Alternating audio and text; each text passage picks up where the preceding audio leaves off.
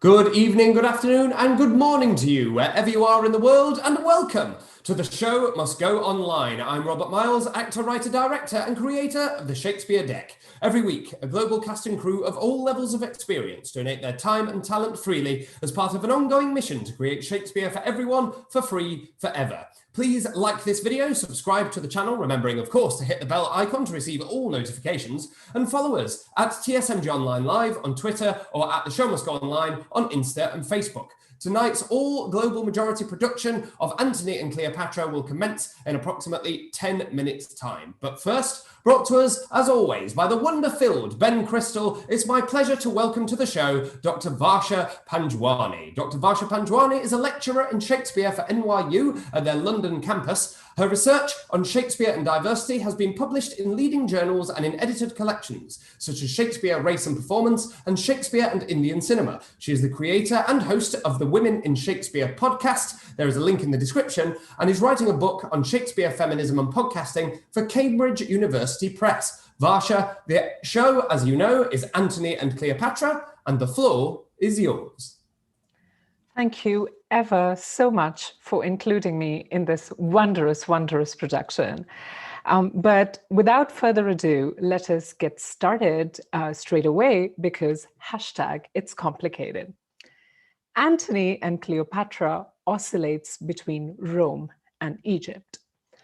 As the play opens, we see that Mark Antony, one of the three leaders of the Roman Republic, is in love with the Queen of Egypt, Cleopatra.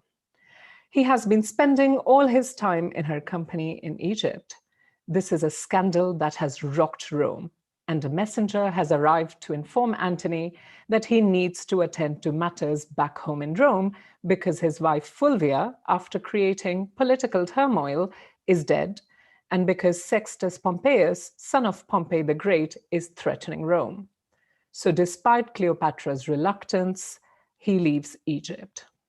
In Rome, the three leaders of the Republic, so that is Mark Antony, Lepidus, and Octavius Caesar, meet, and Antony promptly agrees to marry Caesar's sister Octavia to forge a stronger bond between Caesar and himself. A messenger brings the news of this marriage to Cleopatra, and I'll just wait for you to find out what happens. The Roman leaders negotiate with their enemy, Pompey, in a drunken party, so that threat gets resolved as well. However, instead of all things being hunky-dory after this point, Antony learns that Caesar has violated the truce with Pompey, dismissed Lepidus, and is continuing his smear campaign against Antony. So Antony sends Octavia to Caesar as an envoy, whereas he returns to Egypt. Caesar declares war on Antony and Cleopatra, and the lovers lose the first sea battle when Antony follows Cleopatra fleeing from the war, but soon sort of wins a second battle. In a third battle, however, Antony loses because the Egyptian fleet defects to Caesar. Antony is furious with Cleopatra because he thinks she betrayed him, just like his other soldiers, including a dear friend in arms, Enobarbus. To avoid his anger, Cleopatra hides in her monument and sends word to Antony that she has committed suicide. Upon learning this, Antony does a Romeo and wastes no time committing suicide. However, he botches it and lasts long enough to take leave of the very much alive Cleopatra. Soon, Cleopatra too is captured by Caesar with her ladies Iras and Charmian. And instead of giving Caesar the satisfaction of parading her through the streets as a prisoner of war, Cleopatra and her retinue manage to commit suicide by the aid of poisonous snakes. Caesar discovers this and announces that the two famous lovers, Antony and Cleopatra, should be buried together. Now, what is remarkable about this play is that the personal is political and the political is personal. So much so that it is really hard to tell when a character is performing and being a politician, and when they are being their genuine selves. Does Cleopatra truly love Antony, or is it political expediency? Does she betray him in the battle, as he suggests? I mean, there is reason to suspect that she might have, because she was negotiating with Caesar's messenger. Does Antony love Cleopatra when he marries Octavia for political gain?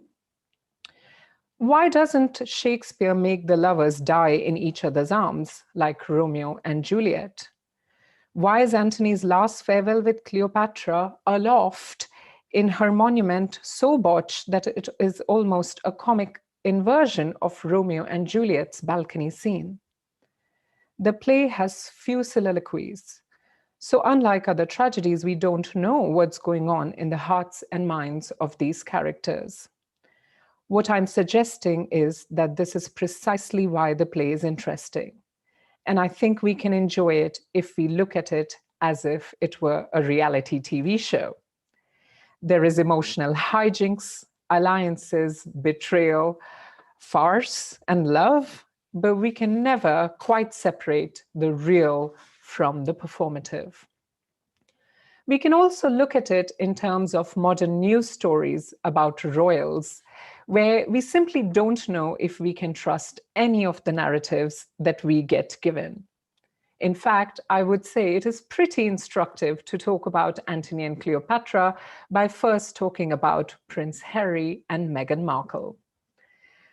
Rachel Johnson, who's a journalist and British Prime Minister Boris Johnson's sister, wrote about Markle in a column in which she was assessing Markle's suitability for Prince Harry.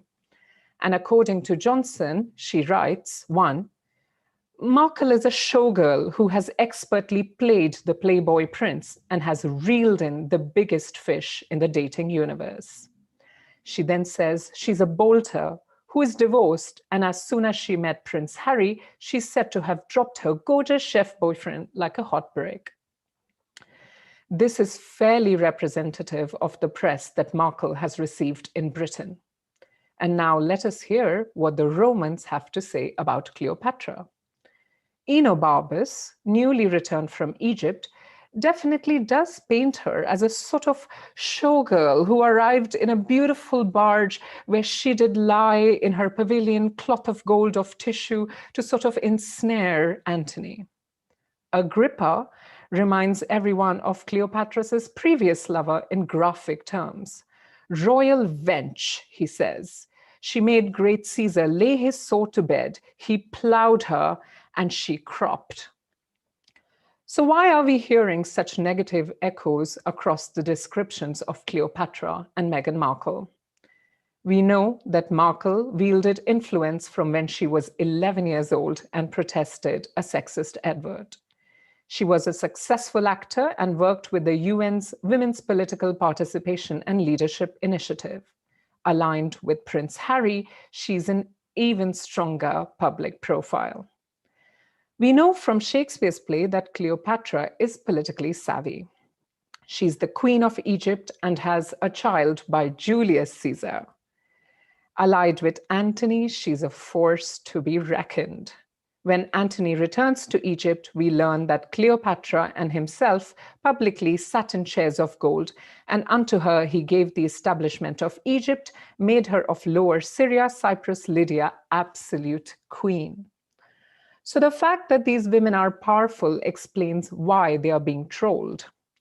An Amnesty International report in 2017 showed that women who are public figures are often particular targets of violence and abuse online and in the media, especially when it is related to fields where men have been traditionally held as experts, such as politics.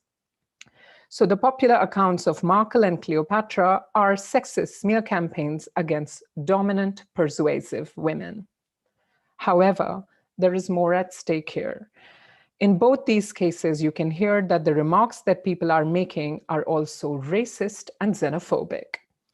So Markle, for instance, was described as possessing an exotic DNA, or almost straight out of Compton, an area with a large African-American population, and she's nowhere from near that.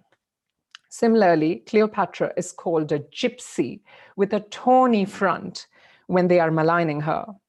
Their otherness, whether racial or ethnic, explain why the attacks are particularly vicious.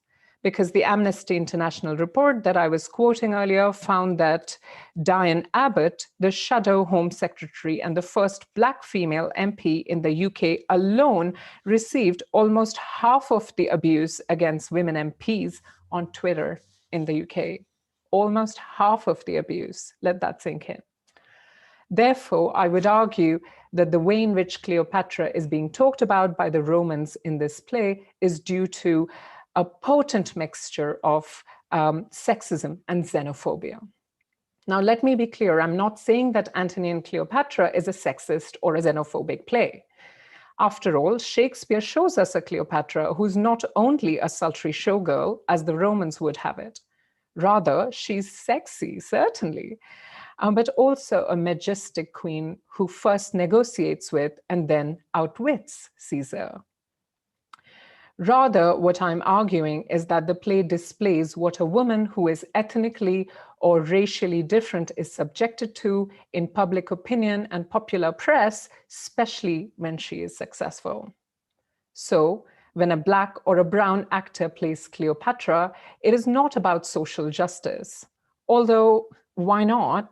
But in this instance, I'm arguing that only when a Black or a brown actor plays Cleopatra will we understand how Antony and Cleopatra's interracial affair is shocking for Romans, just as another interracial affair was disturbing to the Venetians in Othello. It explains why Octavius is so successful in his campaign against them. What kind of support is he recruiting? In other words, it is not that brown and Black actors need Shakespeare. It is that Shakespeare needs them to illuminate his plays.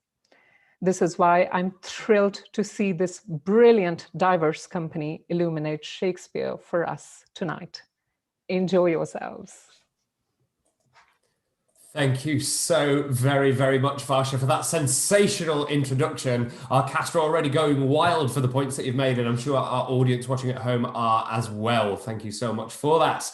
And now, Groundlings, the show is about to begin. So please remember to like this video, subscribe to the channel, post your reactions on social media using the hashtag #ShowMustGoOnline, and enjoy William Shakespeare's Antony and Cleopatra.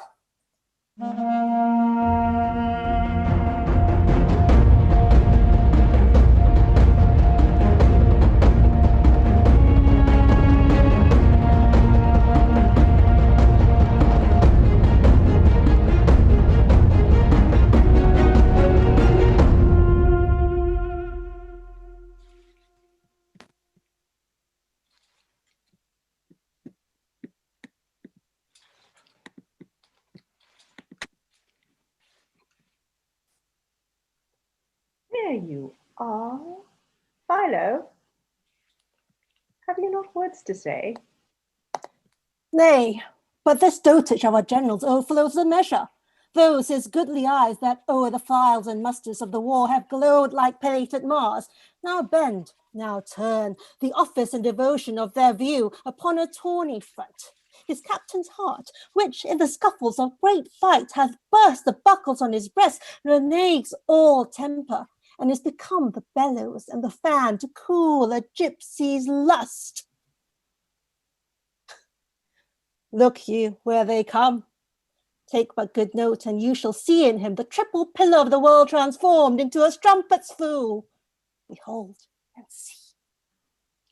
If it be love indeed, tell me how much. There's beggary in the love that can be reckoned. I'll set a born how far to be beloved. Then must thou needs find out new heaven, new earth. News, my good lord, from Rome. Grates me the sum. Nay, hear them, Antony. Fulvia perchance is angry. Or who knows if the scarce bearded Caesar have not sent his powerful mandate to you. Do this or this. In that kingdom, enfranchise that, performed, or else we damn thee. How, my love? Perchance, nay, and most like. You must not stay here longer. Your dismission is come from Caesar. Therefore, hear it, Antony. Where's Fulvia's process? Caesar's, I would say, both. Thou blushest, Antony, and that blood of thine is Caesar's harbinger, else so thy cheek pays shame when shrill-tongued Fulvia's fold. Messengers! Let Rome Tiber melt, and the wide arc of the ranged empire fall. Here is my space. Kingdoms are clay, our dungy earth alike feeds beast as man. The nobleness of life is to do thus. When such a mutual pair and such a twain can do it, in which I bind, on pain of punishment, the world to know we stand up peerless. Excellent falsehood. Why did he marry Fulvia and not love her? I'll seem the fool I am not. Antony will be himself. But stirred by Cleopatra. Now for the love of love and her soft hours, let's not confound the time with conference harsh. There's not a minute of our lives should stretch without some pleasure now. What sport tonight? Here the ambassadors. Fie, wrangling queen, whom everything becomes to chide, to laugh, to weep, whose every passion fully strives to make itself in thee fair and admired. No messenger but thine, and all alone, tonight we'll wander through the streets and note the qualities of people. Come, my queen, last night you did desire it. Speak not to us. Is Caesar with Antonius prized so slight?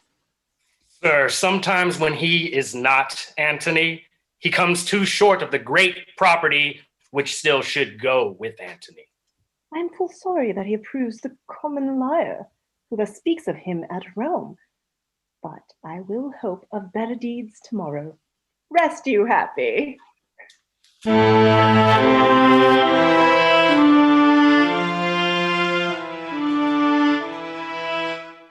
Alexis. Sweet Alexis. Most anything, Alexis. Almost most absolute Alexis. Where's the soothsayer that you praised so to the queen? Oh, that I knew this husband, which you say must paint his home with gardens. Soothsayer! Your will? Is this the man? Is you, sir, that know things? In nature's infinite book of secrecy, a little I can read. Then show him your hand. Bring in the banquet quickly. Wine enough, Cleopatra's health to drink. Good sir, give me good fortune. I make not, but foresee. Pray then, foresee me one. You shall be yet far fairer than you are. He means in flesh. No, you shall paint when you are old. Wrinkles forbid! Vex not his passions, be attentive. Hush! You shall be more beloving than beloved. I had rather hit my liver with drinking. Nay, hear him. Good now. Some excellent fortune. Let me marry 3 kings in a forenoon, and widow them all. Oh, let me have a child at 50. Find me to marry me to Octavius Caesar and companion me with my mistress. You shall outlive the lady whom you serve. Ooh, excellent. I love long life better than this. You have seen and proved a fairer former fortune than that which is to approach. Nay, come tell Iras hers. We'll know all our fortunes. Mine and most of our fortunes tonight shall be drunk to bed. There's a palm that presages chastity, if nothing else. And as the overflowing Nilus presages famine. Go, you wild bedfellow, you cannot soothsay. Prithee, tell her but a work-a-day fortune. Your fortunes are alike. But how? But how? Give me particulars. I have said. Am I not an inch of fortune better than she? Well, if you were but an inch of fortune better than I, where would you choose it? Not in my husband's nose. Oh, worst of thoughts, heavens meant. Alexis, come! He's fortune now. Ooh, let him marry a woman that cannot go. Oh, sweet Isis, I beseech thee. And let her die, too. And give him a worse. Oh, and let worse follow worse still. The worst of all follows him laughing to his grave 50-fold a cuckold. Oh, good Isis, I beseech thee. Do not deny me a matter of more weight. Good Isis, I beseech thee. Amen. Dear goddess, hear that prayer of the people. Oh, it is heartbreaking to see a handsome man loose-wived. So it is a deadly sorrow to behold a foul knave uncockle. Therefore, dear Isis, keep decorum and fortune him accordingly. Lo now, if it lay in their hands to make me a cuckold, they would make themselves whores, but they would do it. Hush, here comes Antony.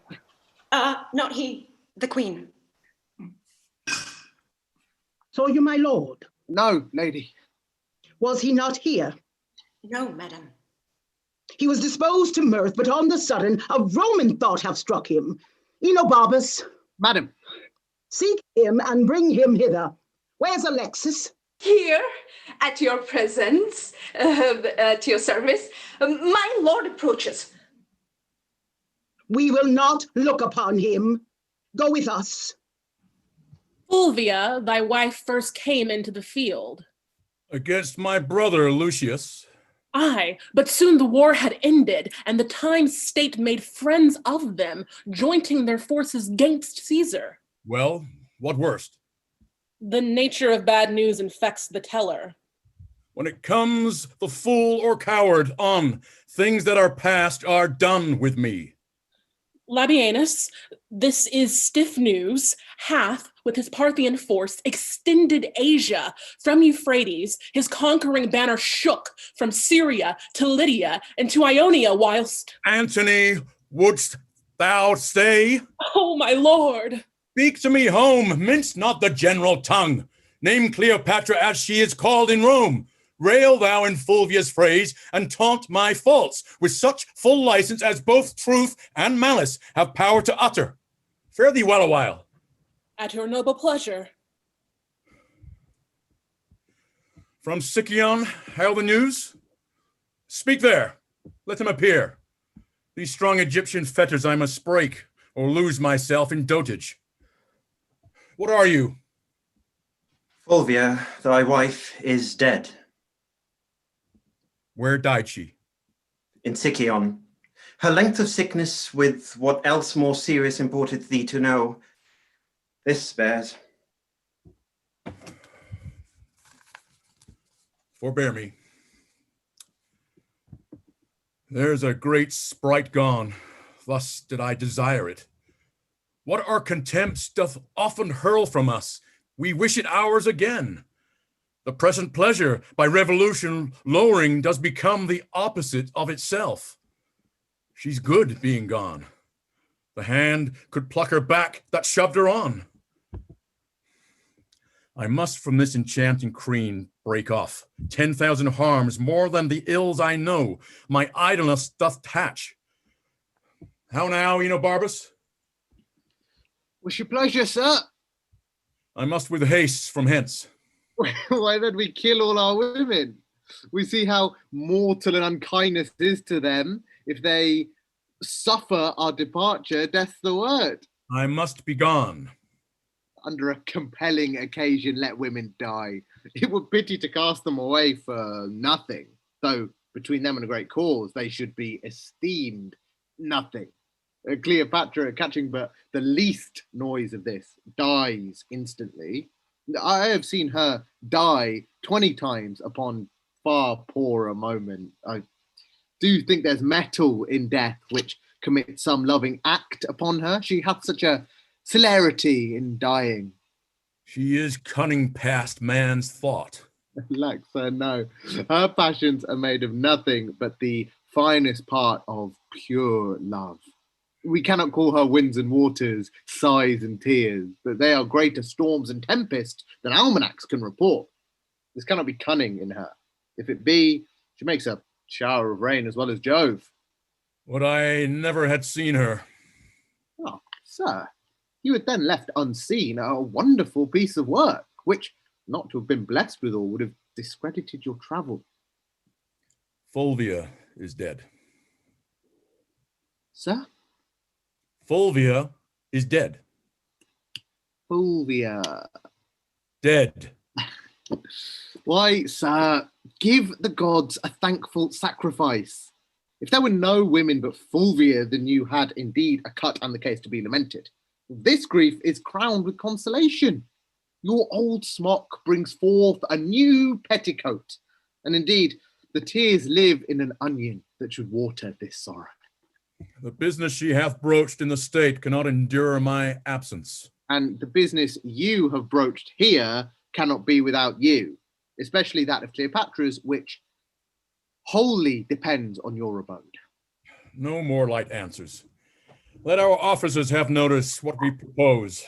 I shall break the cause of our expedience to the queen and get her leave to part. For not alone the death of Fulvia, with more urgent touches, do strongly speak to us, but the letters too of many our contriving friends in Rome petition us home. Sextus Pompeius have given the dare to season and commands the empire of the sea. Our slippery people, whose love is never linked to the deserver till his deserts are past, begin to throw Pompey the Great and all his dignities upon his son, who, high in name and power, higher than both in blood and life, stands up for the main soldier, whose quality going on the sides of the world may danger. Say to our pleasure to such whose places under requires our quick remove from hence. I shall do it.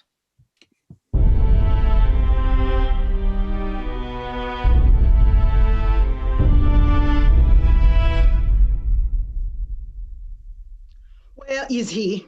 I did not see him since. See where he is, who's with him, what he does. I did not send you. If you find him sad, say I am dancing. If in mirth, report that I am sudden sick. Quick, and return.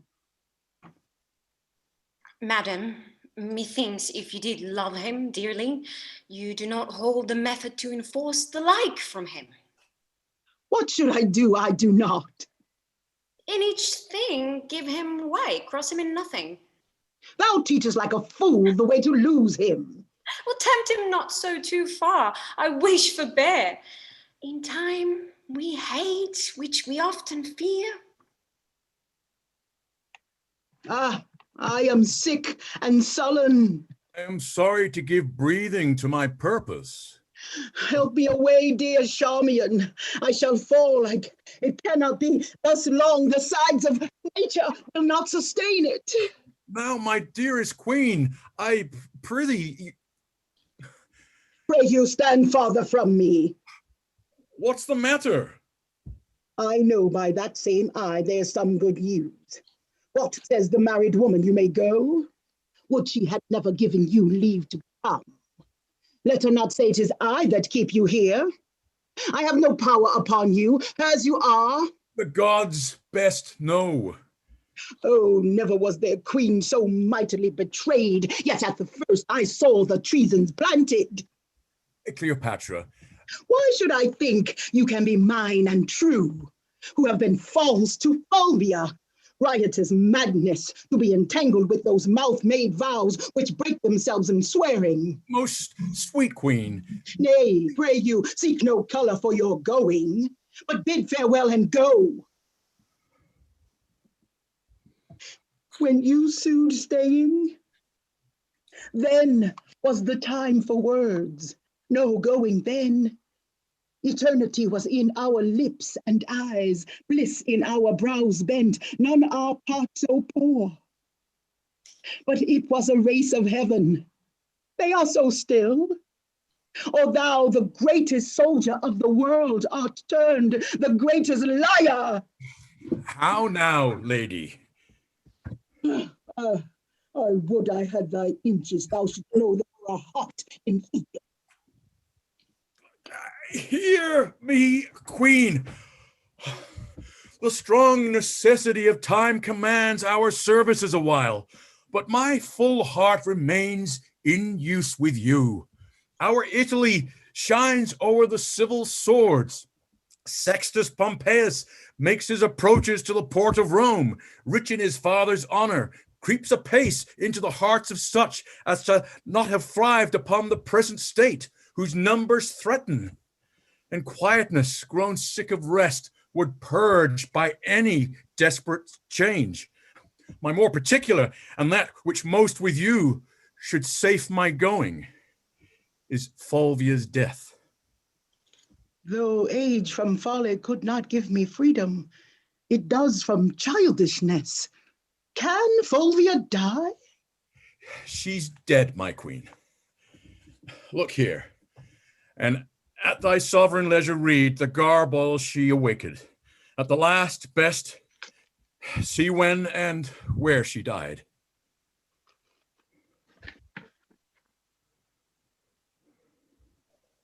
Oh, most false love! Where be the sacred vows thou should fill with sorrowful water? Now I see in Fulvia's death how mine received shall be. Quarrel no more, but be prepared to know the purposes I bear, which are, or cease, as you shall give the advice. By the fire that quickens Nilus slime, I go hence, thy soldier, servant, making peace or war as thou affects. Cut my lace, Charmian, come. But let it be. I am quickly ill and well, so Antony loves. My precious queen, forbear. So Fulvia told me. I prithee, turn aside and weep for her. Then bid adieu to me and say the tears belong to Egypt. You'll heat my blood. No more. You can do better yet. Yet this is meetly. Now by my sword. And target. Still he mends. But this is not the best. Look, prithee, Charmian, how this Herculean Roman does become the carriage of his shape. I'll leave you, lady. Cut his lord, one word. Sir, you and I must part, but that's not it. Sir, you and I have loved, but there's not it. That you know well. Something it is I would. Oh, my oblivion is a very Antony, and I am all forgotten. But that your royalty holds idleness your subject, I should take you for idleness itself. 'Tis sweating labor to bear such idleness so near the heart as to Cleopatra this. But sir, forgive me, since my becomings kill me when they do not eye well to you. Your honor calls you hence. Therefore be deaf to my unpitied folly, and all the gods go with you. Let us go, come. Our separation so abides and flies, that thou, residing here, goes yet with me, and I hence fleeting, here remain with thee. Away.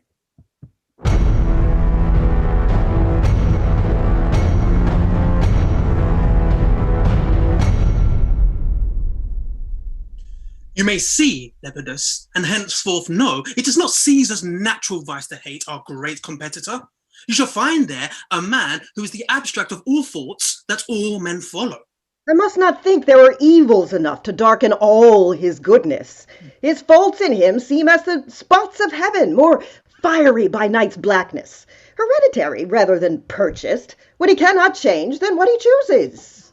Let's grant it is not amiss to tumble on the bed of Ptolemy, to give a kingdom for a month, to sit and keep the turn of tippling with a slave, to reel the streets at noon.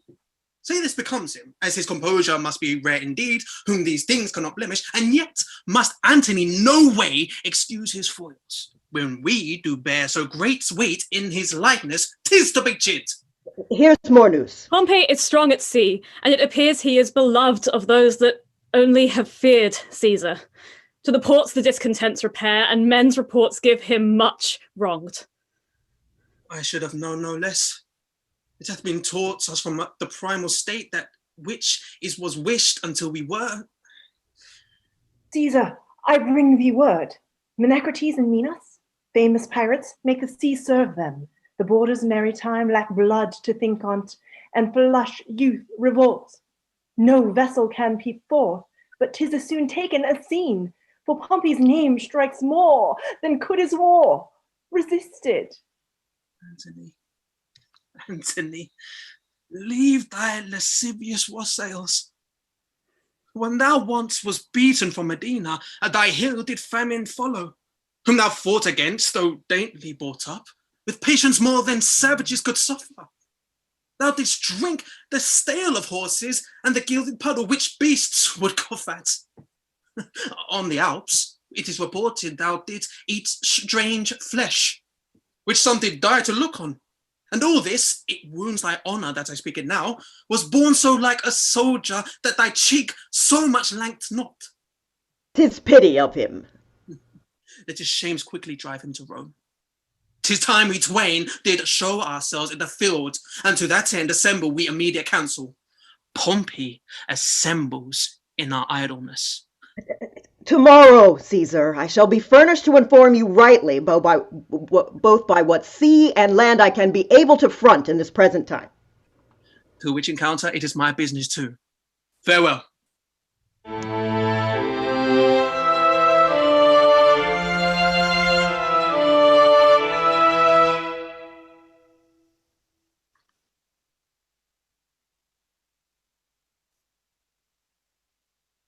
Where is our madam?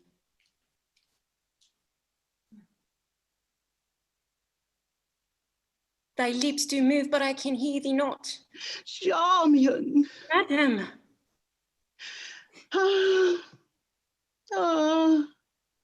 Give me to drink mandragora. Why, madam? That I might sleep out this great gap of time my Antony is away. You think of him too much. Oh, 'tis treason. Madam, I trust not so. Thou, eunuch Mardian. What's your highness's pleasure? Not now to hear thee sing. I take no pleasure in aught a eunuch has. Hast thou affections? Yes, gracious madam. Indeed. Not indeed, madam, for I can do nothing but what indeed is honest to be done. Yet have I fierce affections, and think what Venus did with Mars. Oh, Charmian. Where thinkst thou he is now? Stands he or sits he? Or does he walk? Or is he on his horse? Oh, a happy horse to bear the weight of Antony. Do bravely, horse, but wast thou whom thou movest? The atlas of this earth, arm and burgonet men. He's speaking now. Or murmuring, where's my serpent of old Nile? But so he calls me. Now I feed myself with most delicious poison. Think on me that am with Phoebus amorous pinches black and wrinkled deep in time. Broad-fronted Caesar, when thou wast here above the ground, I was a morsel for a monarch. Sovereign of Egypt, hail! How much unlike art thou, Mark Antony? How goes it with my brave Mark Antony? Last thing he did, dear queen, he kissed the last of many doubled kisses. This Orient Pearl. His speech sticks in my heart. Mine ear must pluck it thence. Good friend, quoth he, Say the firm Roman to great Egypt sends this treasure of an oyster, at whose foot, to mend the petty present, I will peace her opulent throne with kingdoms. All the East, say thou, shall call her mistress. What? Was he sad or merry? To the time of the year between the extremes of hot and cold, he was nor sad nor merry. Oh, well-divided disposition. Note him. He was not sad, for he would shine on those that make their looks by his. He was not merry, which seems to tell his remembrance lay in Egypt with his joy. Be thou sad or merry, the violence of either thee becomes, so does it no man else. Mettest thou my post? Aye, madam, 20 several messengers. Why do you send so thick? Who's born that day when I forget to send to Antony shall die a beggar. Ink and paper. Charmian. Welcome, good Alexis. Did I, Charmian, ever love Caesar so? Ooh, that brave Caesar. Ooh. Be choked by such another emphasis to say the brave Antony. The valiant Caesar. By Isis, I'll give thee bloody teeth if thou would Caesar again, Paragon, my man of men.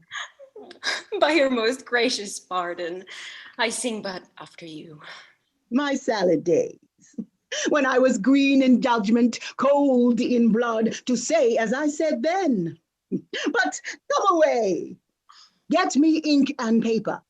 He shall have every day a several greeting, or I'll unpeople Egypt.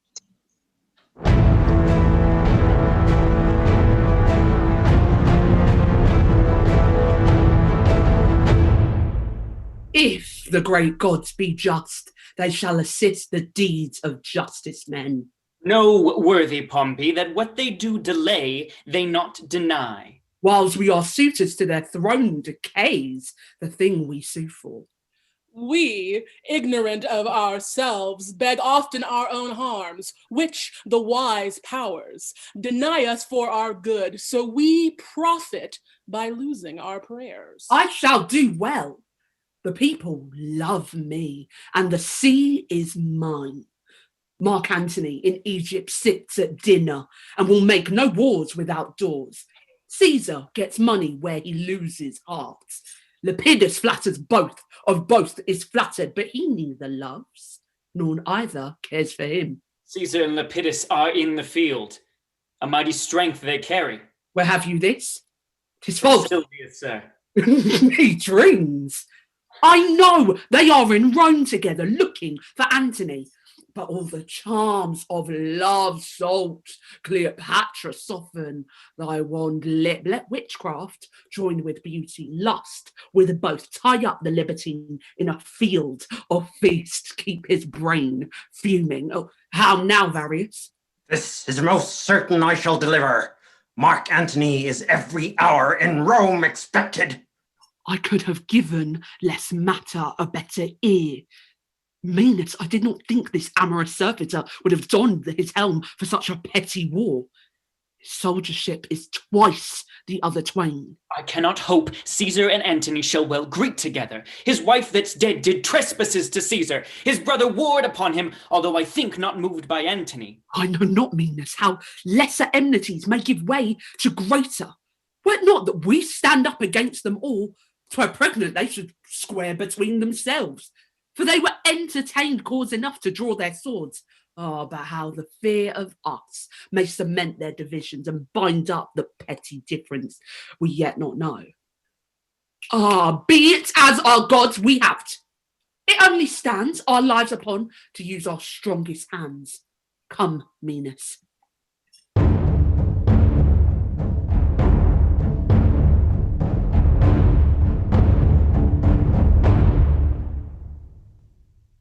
Noble friends, that which combines us was most great, and let it not a leaner action rend us. What's amiss may be gently heard. When we debate our trivial action loud, we do commit murder in healing wounds. Then, noble partners, the rather for I earnestly beseech, touch you the sourest points with sweetest terms, nor curseness grow to the matter. 'Tis spoken well. Were it before our armies to fight, I should do thus.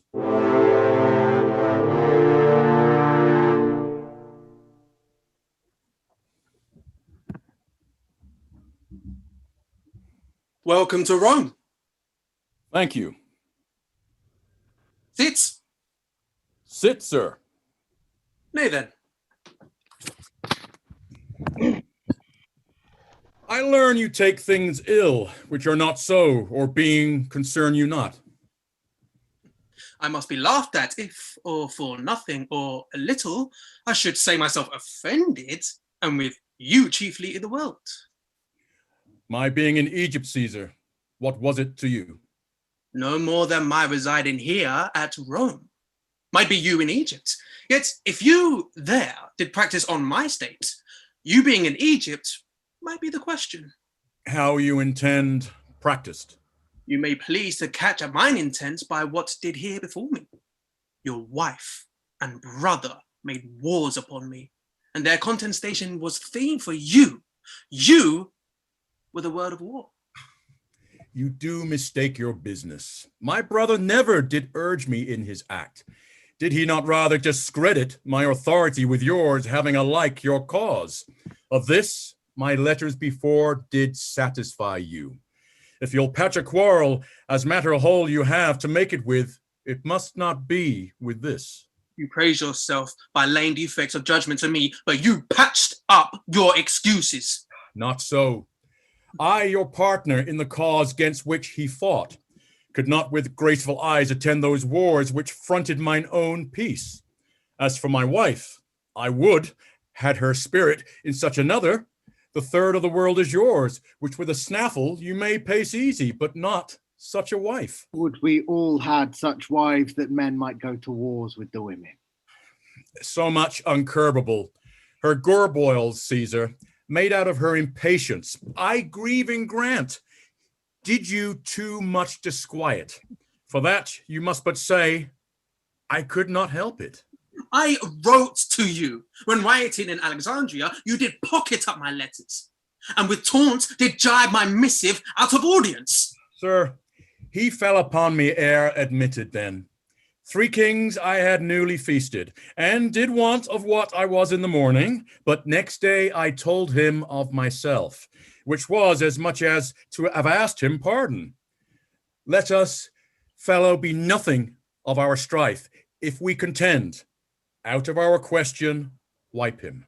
You have broken the article of your oath, which you shall never have tongue to charge me with. Off, Caesar. No, Lepidus. Let him speak. The honor is sacred which he talks on, supposing that I lacked it, but on Caesar, the article of my oath. To lend me arms and aid when I required them, to which you both denied. Neglected, rather. And then, when poisoned hours had bound me up from mine own knowledge, as nearly as I may, I'll play the penitent to you. Truth is that Fulvia, to have me out of Egypt, made wars here, for which myself, the ignorant motive, do so ask pardon, as befits mine honor to stoop in such a case. 'Tis noble spoken. If it might please you to enforce no further the griefs between ye, to forget them quite, or to remember that the present need speaks to atone you. Worthily spoken, Maecenas. Or, if you borrow one another's love for the instant, you may, when you hear no more words of Pompey, return it again. You shall have time to wrangle in when you have nothing else to do. Thou art a soldier only, speak no more. The truth should be silent, I had almost forgot. You wrong this presence, therefore speak no more. Go to then, you'll consider it stone. I do not much dislike the matter, but the manner of his speech. For it cannot be we shall remain in friendship, our conditions so differing in their acts. Yet if I knew what hoop should hold us staunch from edge to edge of the world, I would pursue it. Give me leave, Caesar. Speak, Agrippa. Thou hast a sister by the mother's side, admired Octavia. Great Mark Antony is now a widower. Say not so, Agrippa. If Cleopatra heard you, your reproof were well deserved of rashness. I am not married, Caesar. Let me hear Agrippa further speak. To hold you in perpetual amity, to make you brothers, and to knit your hearts with an unslipping knot. Take Antony Octavia to his wife. By this marriage, all little jealousies which now seem great, and all great fears which now import their dangers, would then be nothing. Pardon what I have spoken, for 'tis a studied, not a present thought, by duty ruminated. Will Caesar speak? Not till he hears how Antony is touched with what is spoke already. What power is in Agrippa if I would say, Agrippa, be it so, to make this good? The power of Caesar and his power unto Octavia. Let me have thy hand further. This act of grace, and from this hour the heart of brothers govern in our loves, and sway our great designs. There's my hand. A sister I bequeath you, whom no brother did ever love so dearly. Let her live to join our kingdoms and our hearts, and never fly off our loves again. Happily, amen. I did not think to draw my sword against Pompey, for he hath laid strange courtesies and great of late upon me. I must thank him only, lest our remembrance suffer ill report. At heel of that, defy him. Time calls upon us. Of us must Pompey presently be sought, or else he seeks out us. Where lies he? About the Mount Maecenas. What is his strength by land? Great and increasing, but by sea, he's an absolute master. So is the fame. Would we had spoke together. Haste we for it, yet ere we put ourselves in arms, dispatch we the business we have talked of. With most gladness, and do invite you to my sister's view. Whither? Straight I'll lead you. Let us, Lepidus, not lack your company. Noble Antony, not sickness should detain me.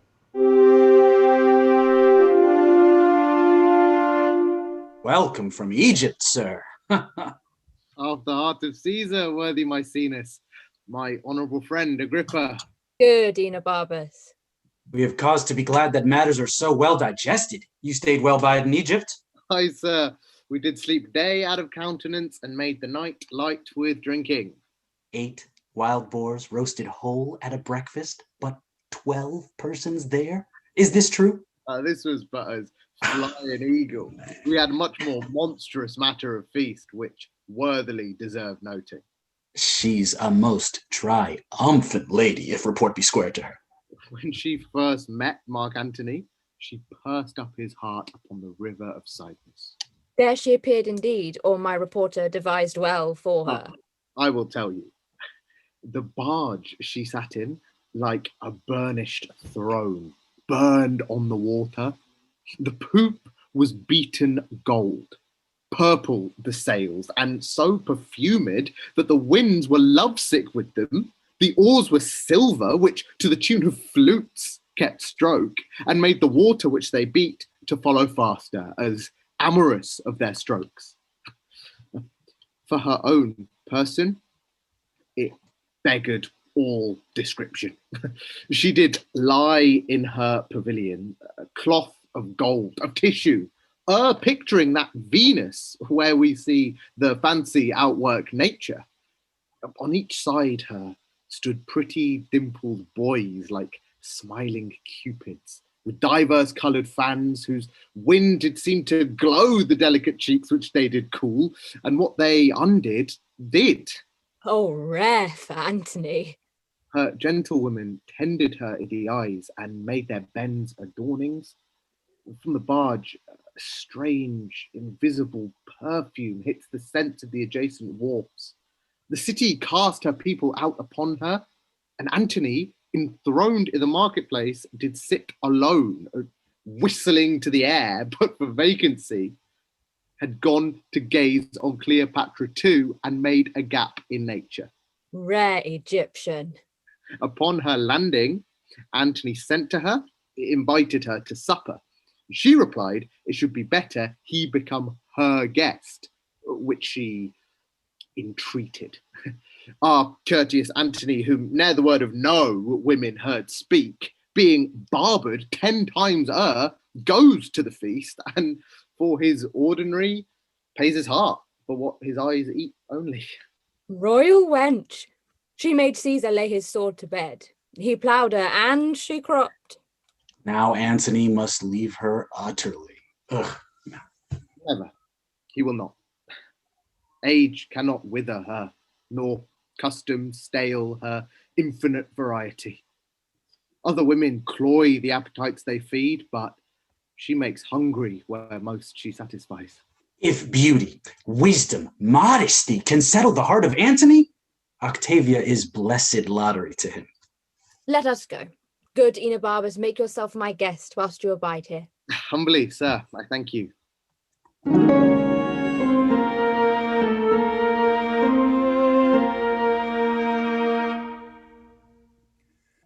The world and my great office will sometimes divide me from your bosom. All which time before the gods my knees shall bow my prayers to them for you. Good night, sir. My Octavia, read not my blemishes in the world's report. I have not kept my square, but that come shall all be done by the rule. Good night, dear lady. Good night, sir. Good night. Now, sirrah, you do wish yourself in Egypt? Would I had never come from thence, nor you thither. If you can, your reason? I see it in my motion, have it not in my tongue, but hie you to Egypt again. Say to me, whose fortune shall be higher, Caesar's or mine? Caesar's. Therefore, O Antony, stay not by his side. Thy demon, that thy spirit which keeps thee, is noble, courageous, high, unmatchable, where Caesar's is not, but near him thy angel becomes a fear, as being overpowered. Therefore, make space enough between you. Get thee gone. Says to Ventidius I would speak with him. He shall to Parthia, be it art or hap, he hath spoken true. The very dice obey him, and in our sports my better cunning faints under his chance. I will to Egypt, and though I make this marriage for my peace, in the east my pleasure lies. O come, Ventidius, you must to Parthia. Your commission's ready, follow me and receive it.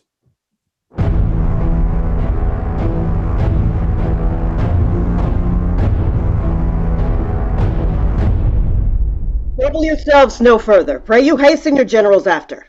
Sir, Mark Antony will end but kiss Octavia, and will follow. Till I see you in your soldier's dress, which will become you both. Farewell.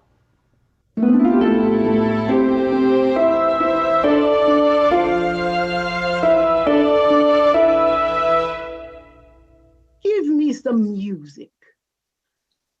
The music! Ho! Let it alone. Let's do billiards. Charmian. My arm is sore. Best play with Mardian. As well a woman with a eunuch played as with a woman. Come, you'll play with me, sir. As well as I can, madam. Give me mine angle. Well, to the river there, my music playing far off, I will betray tawny finned fishes. My bended hook shall pierce the tawny, their slimy jaws, as I draw them up, and I'll think them everyone an Antony and say, your fault.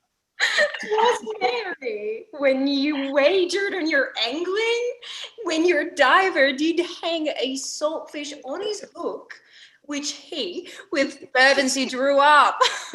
That time, oh times, I laughed him out of patience, and that night I laughed him into patience. The next morn, ere the 9th hour, I sunk him to his bed, and I put my tires and mantles on him, whilst I wore his sword, Philippian. Oh, from Italy! Ram thy fruitful tidings in mine ear that long have been barren. Madam. Antonio's dead. If thou say so, villain, thou killest thy mistress. But well and free. If thou so yield him, there's gold for thee. And here, my bluest veins to kiss. A hand that kings have lipped and trembled kissing. First, madam, he's well. Why, there's more gold. But Sirrah Mark, we used to say that the dead are well. Bring it to that. The gold I give thee, will I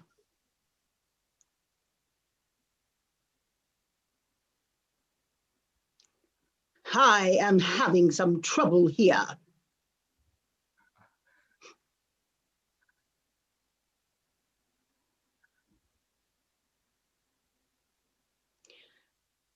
The gold I give thee, will I melt and pour down thy ill-uttering throat. Good madam, hear me. Well, go to, I will. But there's no goodness in thy face if Antony be free and helpful. So taught a favor to trumpet such good tidings. If not, well, thou shouldst come like a fury, crowned with snakes, not like a formal man. Well, please you hear me. Wilt thou please hear me? I have a mind to strike thee ere thou speakst. Yet if thou say that Antony lives, 'tis well, or friends with Caesar, or not captive to him, I'll set thee in a shower of gold and hail rich pearls upon thee. Madam, he's well. Well said. And friends with Caesar. Thou art an honest man. Caesar here, greater friends than ever. Make thee a fortune from me. But yet, madam. I do not like but yet. It does allay. The pace, the good precedence, I upon but yet. Pour out the pack of the matter to mine ear, the good and the bad together. He's friends with Caesar, in state of health, thou sayest, and thou sayest free. Free, madam, no, I made no such report. He's bound unto Octavia. For what good turn? For the best turn in the bed. I am pale, Charmian. Madam, he's married to Octavia.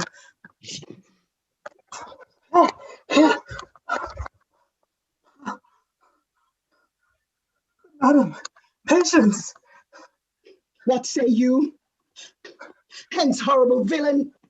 I'll spurn thy eyes like balls before me. I'll unhair thy head. Thou shalt be whipped with wire, stewed in brine, smarting in lingering pickle.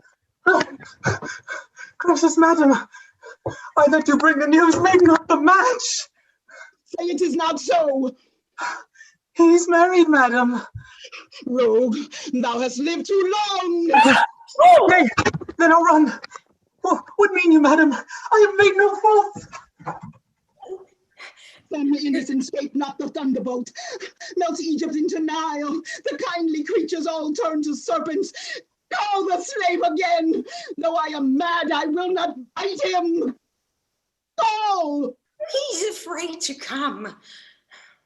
I will not hurt him.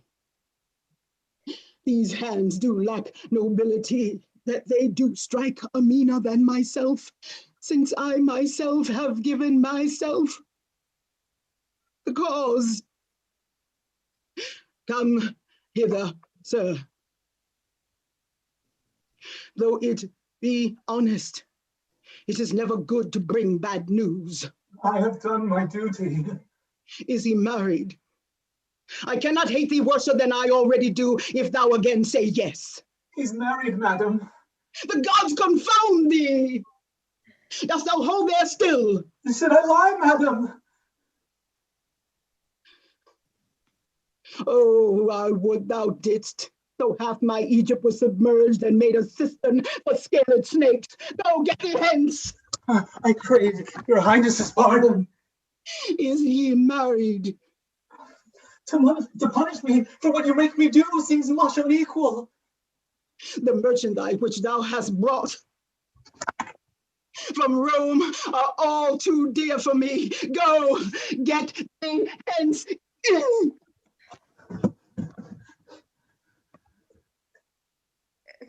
Good, Your Highness. Patience. In praising Antony, I have dispraised Caesar. Many times, madam. I am paid for it now.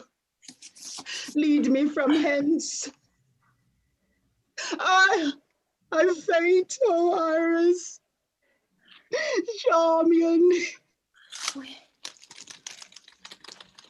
'Tis no matter. Go to the fellow, good Alexis. Bid him report the feature of Octavia.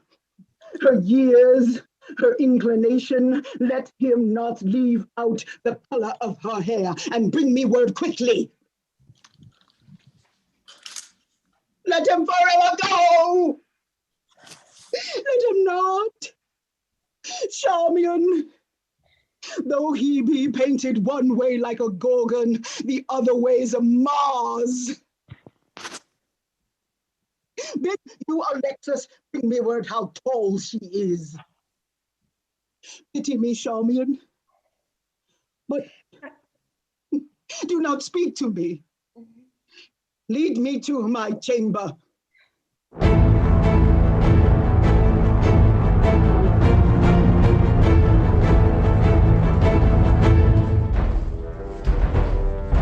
Your hostages I have. So have you mine, and we shall talk before we fight.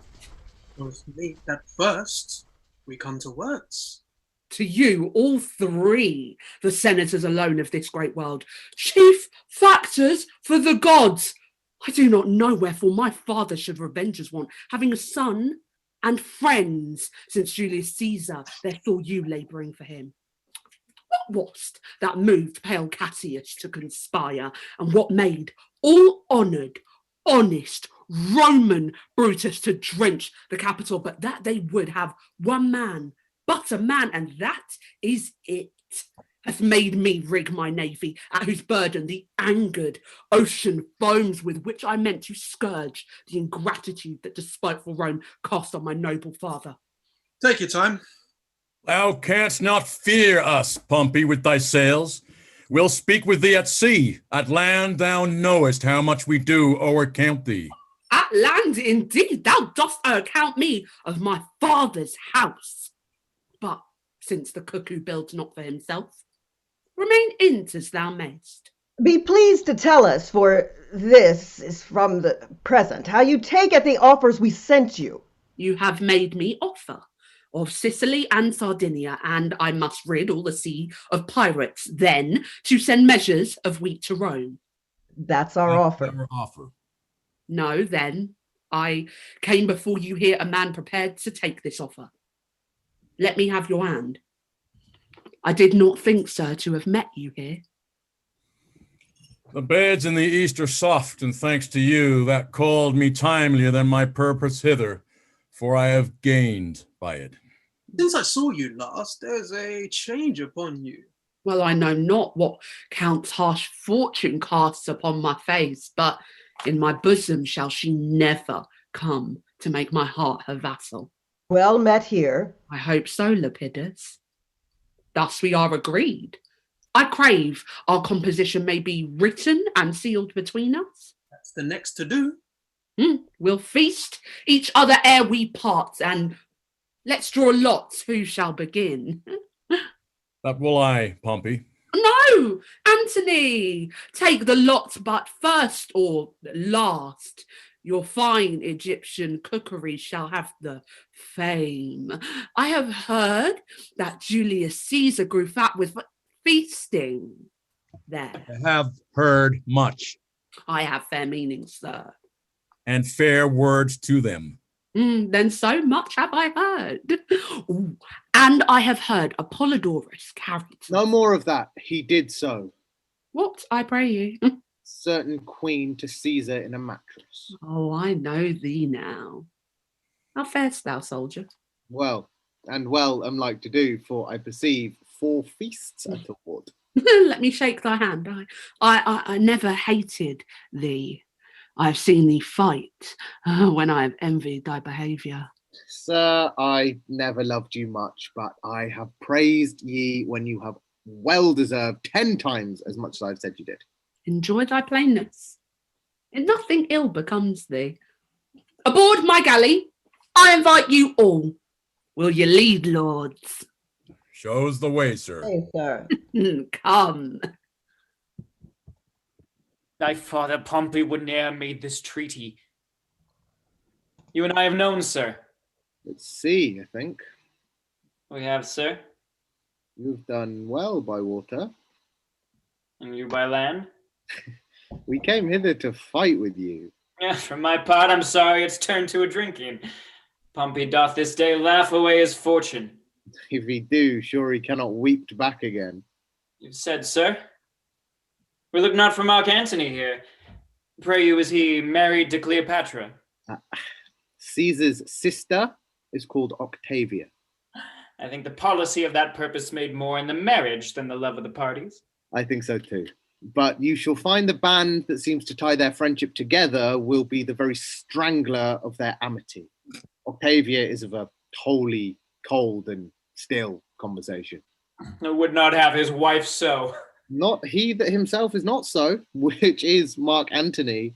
He will to his Egyptian dish again. Then shall the sighs of Octavia blow the fire up in Caesar, and as I said before, that which is the strength of their amity shall prove the immediate author of their variance. Antony will use his affection where it is. He married but his occasion here. And thus it may be.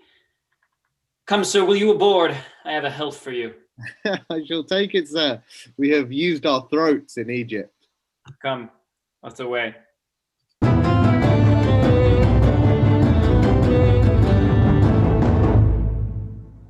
Here they'll be, men. Some of their plants are ill-rooted already. The least wind in the world will blow them down.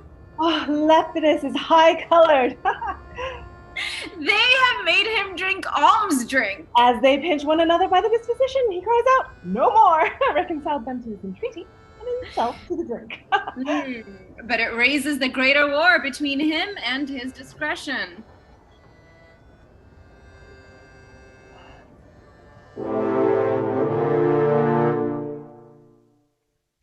Thus they do, sir. They take the flow of the Nile by certain scales in the pyramid.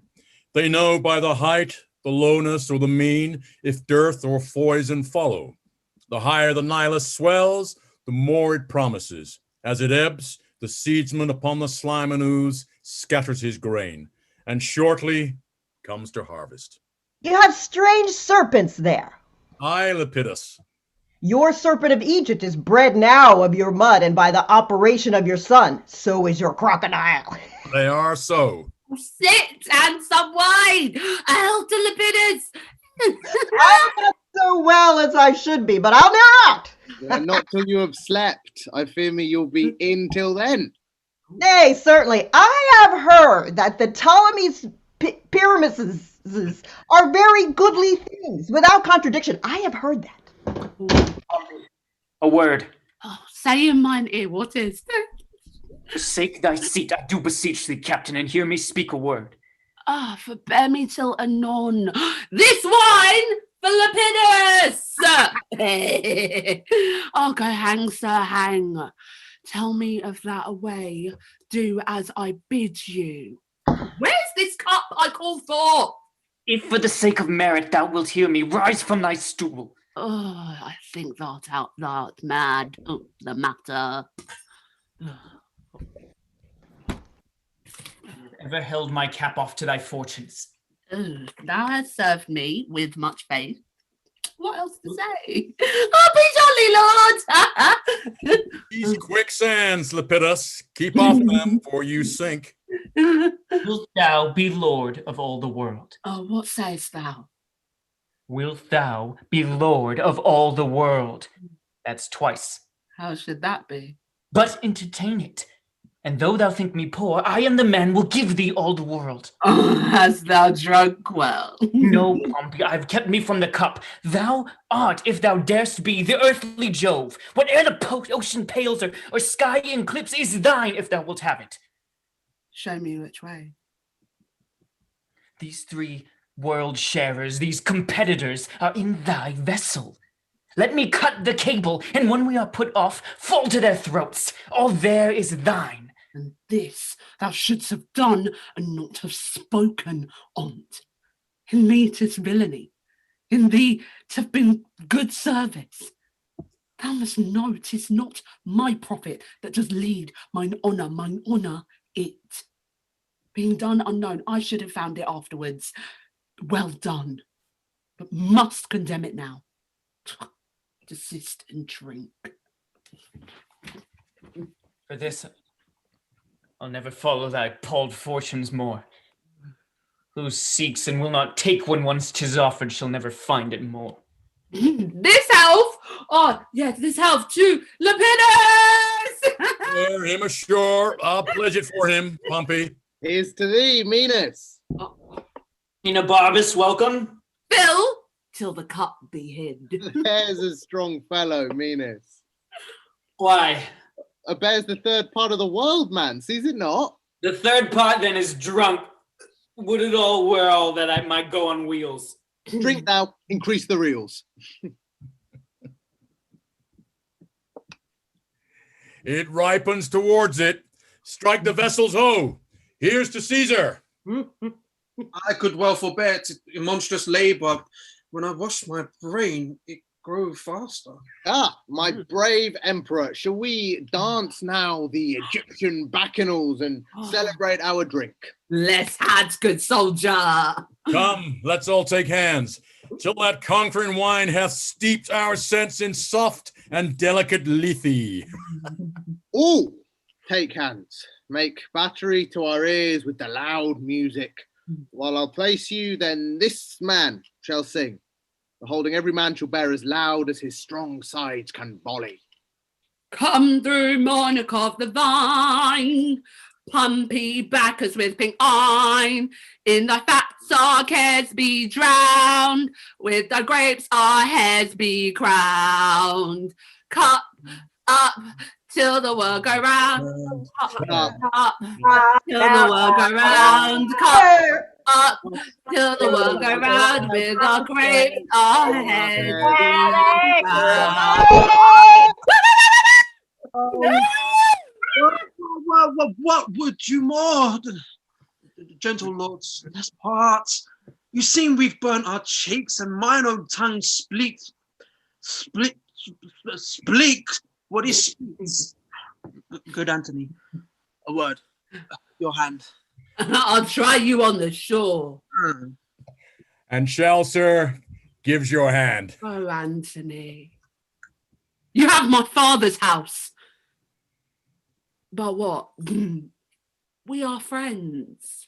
Come down into the boat. Take heed you fall not. Maenas, I'll not on shore.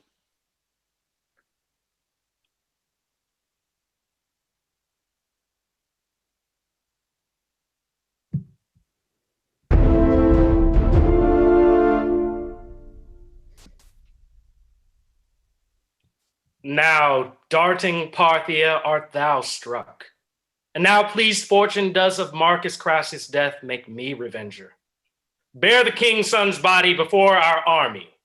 Noble Ventidius, while yet the Parthian blood thy sword is warm, the fugitive Parthians follow. Spur through Medea, Mesopotamia, whither the routed fly. So, Antony shall put garlands on thy head. I have done enough. A lower place, note well, may make too great an act. For learn this, Silius, better to leave undone than by our deed acquire too high a fame when him we serves away. Caesar and Antony have ever won more to their officer than person. I could do more to Antonius' good, but 'twould offend him, and in his offense should my performance perish. Thou hast, Ventidius, that, without the which a soldier and his sword grants scarce distinction. Thou wilt write to Antony? I'll humbly signify how in his name, the ne'er yet beaten horse of Parthia, we have jaded out the field. Where is he now? He purposes to Athens, whither with what haste the weight we must convey with will permit, we shall appear before him. On there, pass along.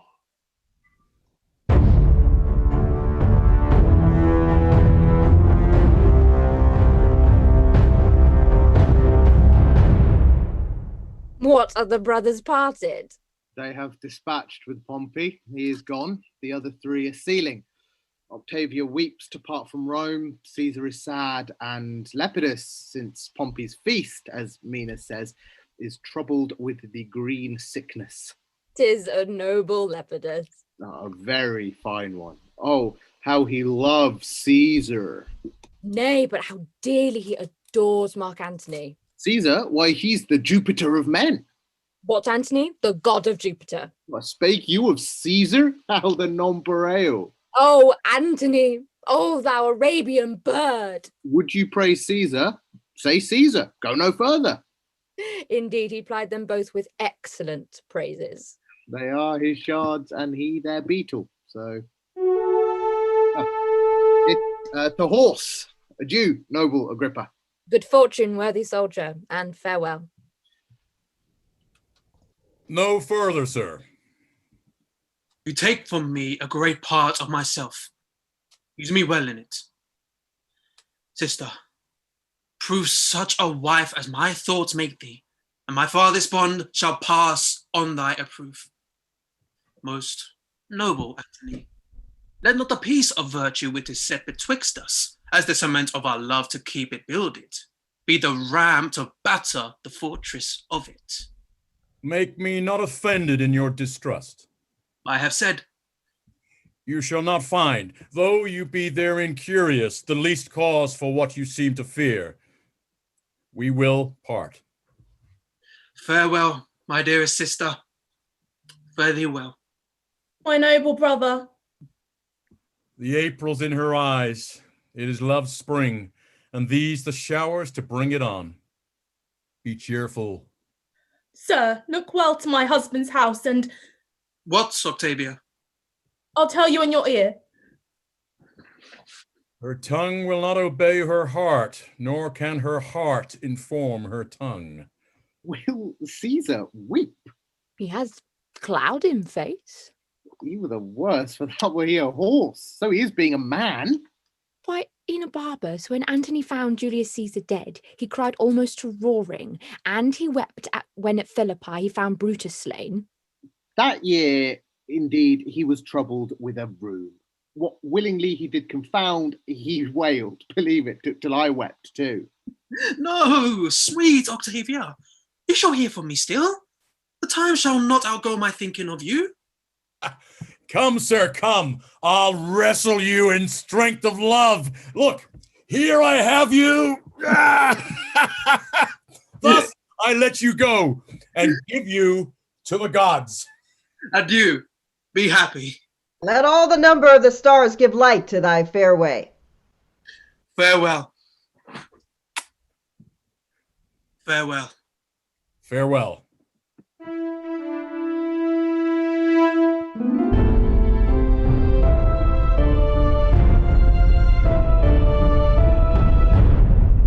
Where is the fellow? Half afeared to come. Go to. Come hither, sir. Good Majesty, Herod of Jury dare not look upon you, but when you are well pleased. That Herod's head I'll have, but how, when Antony's gone? To whom I might command it? Come thou near. Most gracious Majesty. Didst thou behold Octavia? I, dread Queen. Where? Madam, in Rome. I looked her in the face and saw her leg between her brother and Mark Antony. Is she as tall as me? She is not, madam. Didst hear her speak? Is she shrill-tongued or low? Madam, I heard her speak. She is low-voiced. That's not so good. He cannot like her long. Like her? Oh, Isis, 'tis impossible. I think so, Charmian. Dull of tongue and dwarfish. What majesty is in her gait? Remember, if ever thou look'st on majesty. She creeps. Her motion and her station are as one. She shows a body rather than a life, a statue than a breather. Is this certain? Or I have no observance. He's the very knowing. I do perceive it.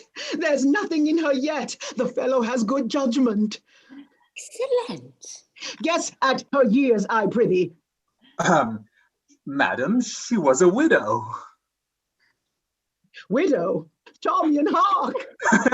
I do think she's 30.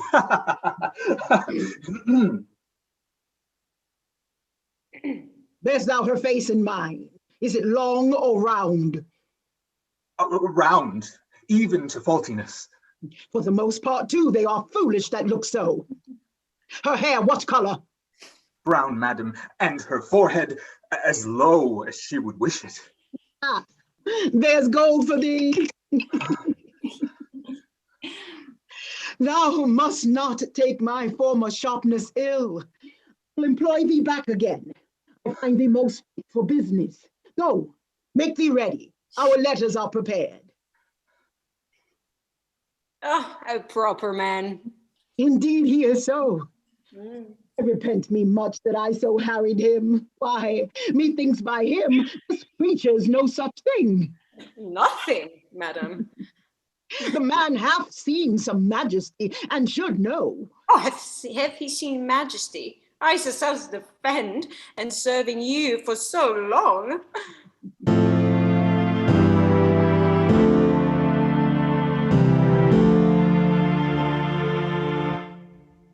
Nay, nay, Octavia. Not only that were excusable, but he hath waged new wars against Pompey, made his will, and read it to public ear, spoke scantly of me, where perforce he could not but pay me terms of honor.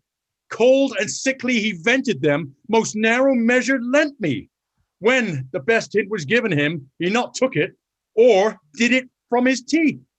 Oh, my good lord, believe not all, or if you must believe, stomach not all. A more unhappy lady, if this division chance ne'er stood between, praying for both parts.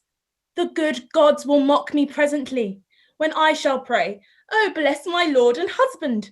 Undo that prayer by crying out as loud, oh, bless my brother. Gentle Octavia, let your best love draw to the point which seeks best to preserve it. If I lose mine honor, I lose myself. Better I were not yours than yours so branchless. But, as you requested yourself, shall go betweens. The meantime, lady, I'll raise the preparation of a war, shall stain your brother. Make your soonest haste, so your desires are yours. Thanks to my lord. The Jove of power make me most weak your reconciler. Wars twixt you twain would be as if the world should cleave, and that slain men should solder up the rift. Provide you're going, choose your own company and command what cost your heart has mind to.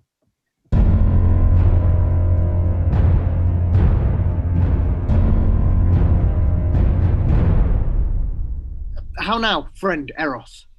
There is strange news come, sir. What, man? Caesar and Lepidus have made wars upon Pompey. This is old. What is the success? Caesar, having made use of him in the wars against Pompey, presently denied him rivality, would not let him partake in the glory of the action, and, not resting here, accuses him of letters he'd formerly wrote to Pompey. Upon his own appeal seizes him, so now the poor third is up, till death in largest confine. Then, world, thou hast a pair of chaps. No more. Where's Antony? He's walking in the garden, thus, "Hua! Ha! Ha!" and spurns the rush that lies before him, "Pah!" cries, "Fool, Lepidus!" and threats the throat of that his officer that murdered Pompey. Our great navy's rigged. For Italy and Caesar. Will be naught, but let it be. Bring me to Antony. Come, sir.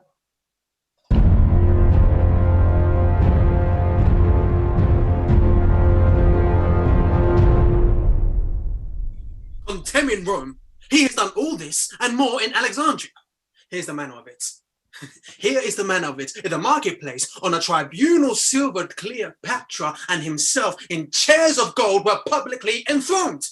At the feet, Caesarion, whom they call my father's son, and all the unlawful issue that their lust since then hath made between them. Unto her he gave her the establishment of Egypt, made her of Lower Syria, Cyprus, and Libya. Absolute queen.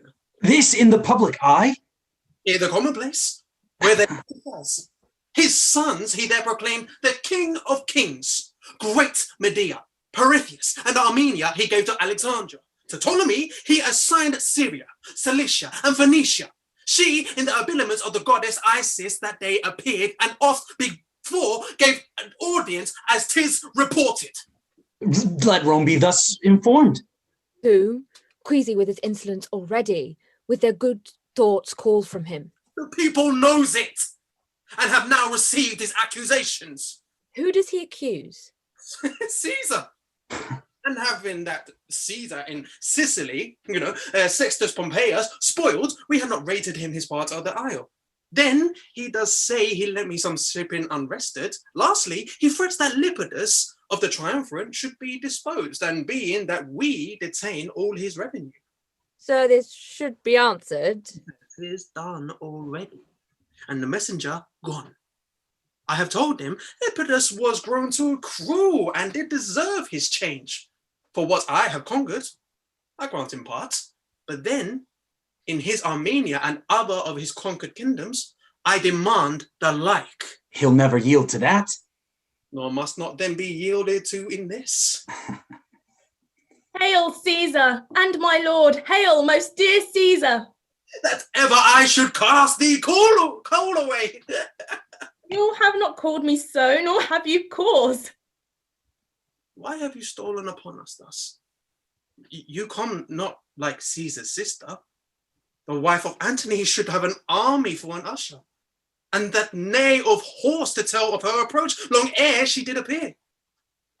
But you are come a market maid to Rome, and have prevented the ostentation of our love, which, left unshown, is often left unloved. Good my lord, to come thus was I not constrained, but did it on my free will. My lord, Mark Antony, hearing that you prepared for war, acquainted my grieved ear withal, whereon I begged his pardon on return. Soon he granted, being an abstract between his lust and him. Do not say so, my lord. I have eyes upon him, and his affairs come to me on the wind. Where is he now? My lord, in Athens. No, my most wronged sister. Cleopatra hath nodded him to her. He had given his empire to a whore, who are now levying the kings of the earth of war. He hath assembled Bocchus, the king of Libya, Archelaus of Cappadocia, Philadelphus, king of Paphlagonia, and Thracian king Adalis, with a more larger list of scepters. Ay me, most wretched, that have my heart parted betwixt two friends that does afflict each other. Welcome hither. Your letters did withhold our breaking forth, till we perceived both how you were wrong led, and we were negligent danger. Welcome, lady. Welcome, dear madam. Each heart in Rome does love and pity you. Only the adulterous Antony, most large in his abomination, turns you off and gives his potent regiment to a trull that noises it against us. Is it so, sir? Most certain. Sister, welcome. Pray you be ever known to patience, my dearest sister.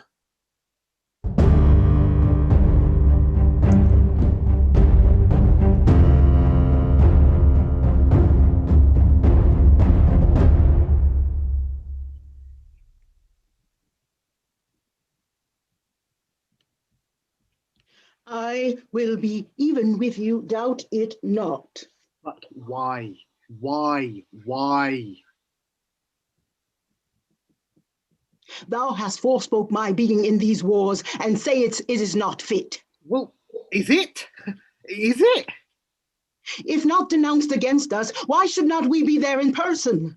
Well, I could reply, if we should serve with horses and mares together, the horse were merely lost, the mares would bear a soldier and the horse. What is it you say? Your presence needs must puzzle Antony. Take from his heart, take from his brain, from his time, what should not then be spared. A charge we bear in the war, and as the president of my kingdom will appear there for a man. Speak not against it. I will not stay behind. Nay, I have done. Here comes the emperor. Is it not strange, Canidius, that from Tarentum and Brundusium he could so quickly cut the Ionian Sea and take in Taurine? Have you heard on it, sweet? Celerity is ne'er more admired than by the negligent. A good rebuke, which might have well become the best of men, to taunt at slackness. Canidius, we will fight him by sea. By sea, what else? Why will my lord do so? For that he dares us to it. So hath my lord dared him to single fight. Aye, and to wage this battle at Pharsalia, where Caesar fought with Pompey, but these offers which serve not for his vantage, he shakes off, and so should you. Your ships are not well manned. Your mariners are muleteers, reapers, people engrossed by swift impress. In Caesar's fleet are those that often have against Pompey fought. Their ships are swift, yours heavy. No disgrace shall fall you for refusing him at sea, being prepared for land. By sea, by sea. Most worthy sir, you therein throw away the absolute soldiership you have by land. Give up yourself merely to chance and hazard from firm security. I'll fight at sea. I have 60 sails, Caesar none better. Our overplus of shipping we will burn, and with the restful man from the head of Actium beat the approaching Caesar. But if we fail, we then can do it at land. Thy business? The news is true, my lord. He is descried. Caesar has taken Taurine. Can he be there in person? 'Tis impossible. Our 19 legions thou that hold by land, and our 12,000 horse will till a ship. Away, my Thetis. How now, worthy soldier? O noble emperor, do not fight by sea. Trust not the rotten planks we have used to conquer, standing on the earth and fighting foot to foot. Well, well away. By Hercules, I think I'm in the right. Soldier, thou art. The speed of Caesar's carries beyond belief. While he was yet in Rome, his power went out in such distractions as beguiled all spies. Who's his lieutenant? Hear you. They say one Taurus. Well, I know the man.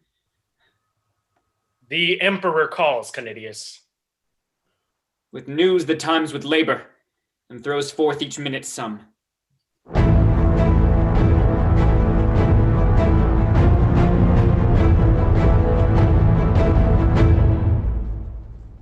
Taurus, my lord, strike not by land. Keep whole. Provoke not battle till we have done at sea. Do not exceed the prescript of this role.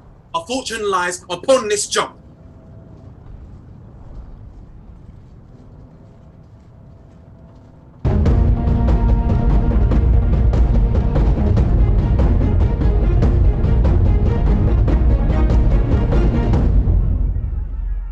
Set we our squadrons on yon side of the hill, in eye of Caesar's battle, from which place we may the number of the ships behold, and so proceed accordingly.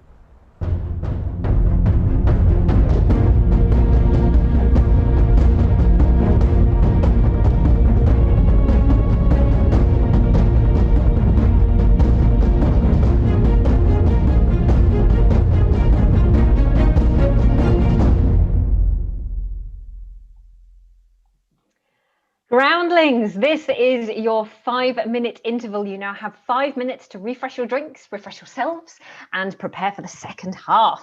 A quick reminder to everyone to please like this video and subscribe to the channel if you haven't already. Post your reactions using the hashtag #ShowMustGoOnline, and you can tag us at TSMG Online Live on Twitter and at The Show Must Go Online on Instagram and Facebook.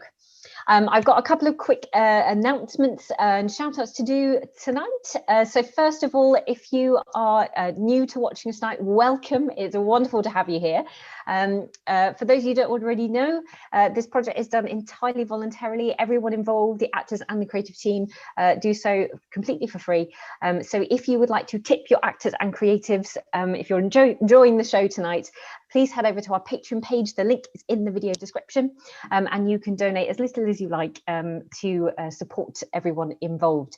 In exchange, you will get then access to some fantastic exclusive content, such as interviews, little behind-the-scenes sneak peeks of the shows each week, and little views of where our actors are around the world.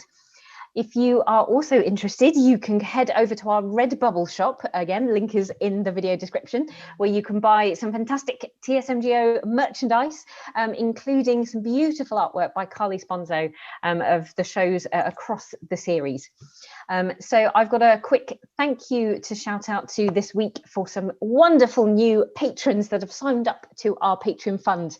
A huge thank you, as always, to everyone who continues to support the project. So special shout out this week to Janet M, Megana D, I hope I'm saying your name right, Amanda M, Michael L, Ros B, and Beth S. So thank you so much for your generosity. It means so much to everyone involved. So I now have the pleasure of welcoming back our wonderful guest speaker Varsha and a TSMGO alumni Tanvi, who has a few questions to ask. Thank you so much for rejoining us again, Varsha. We'll get to Antony and Cleopatra in a minute, but first I know you've done extensive research on Shakespeare in Indian cinemas. So I'd love to geek out with you about Bollywood and Shakespeare for a minute, if that's okay. Yes, let's geek out about Bollywood and Shakespeare, two of my favorite things. Yes, me too, me too.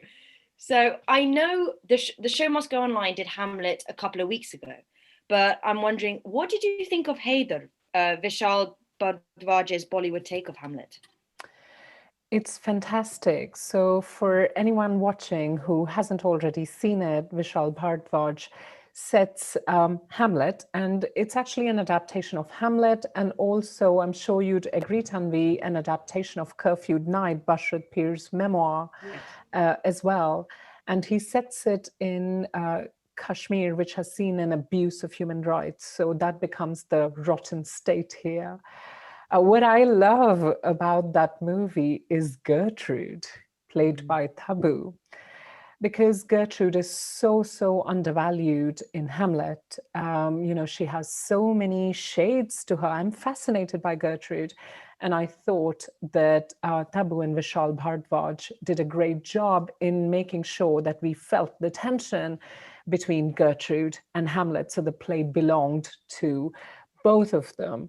So I would say, come for Hamlet and stay for Gertrude in that production.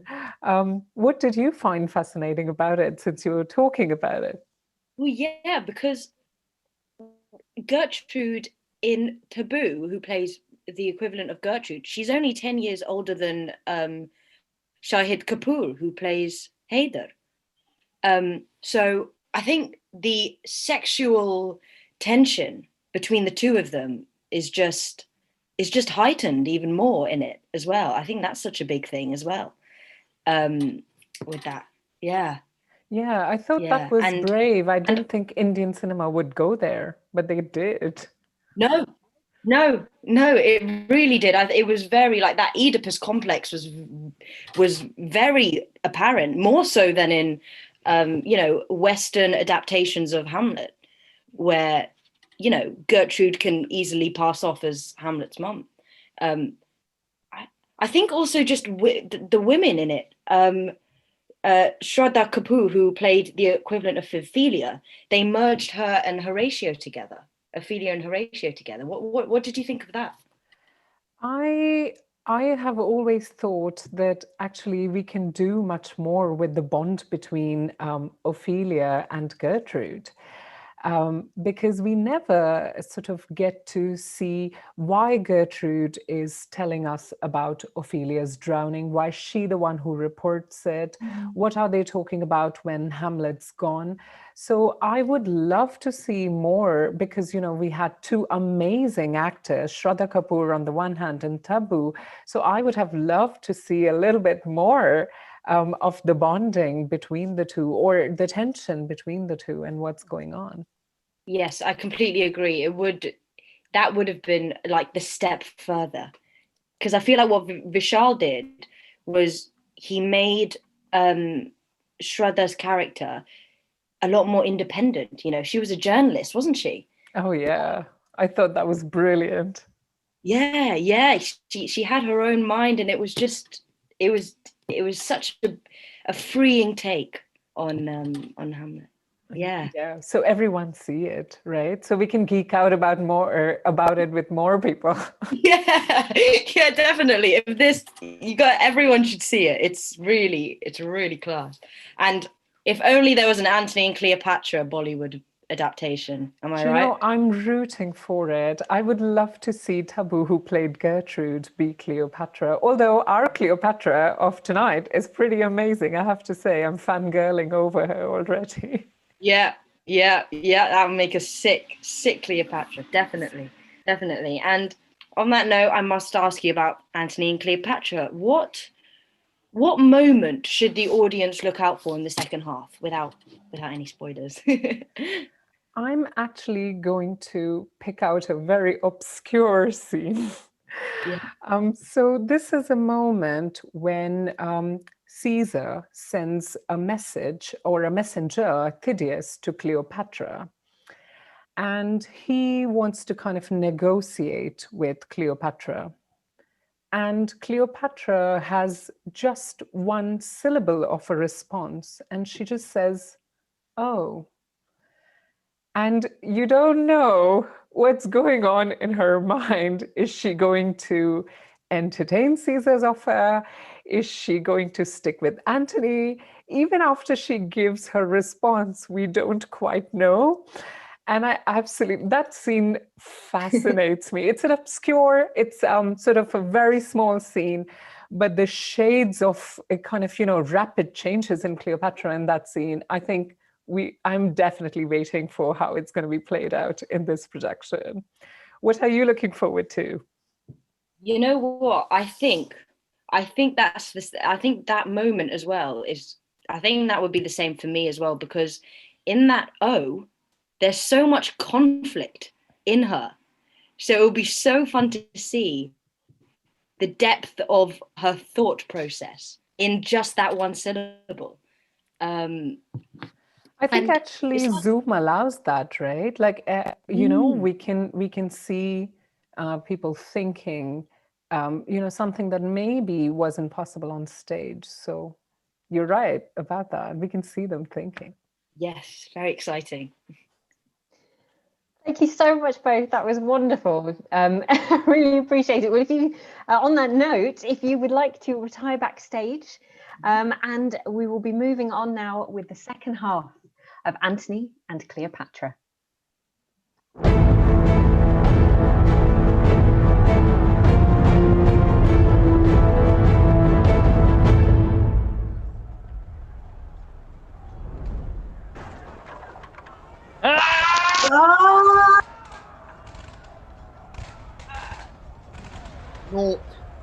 Naught, all naught. I can behold no longer. The Antoniad, the Egyptian admiral, with all their 60 fly and turn the rudder.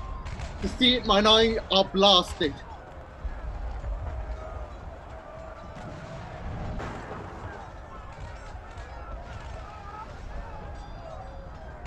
Gods and goddesses, the whole synod of them. What's thy passion?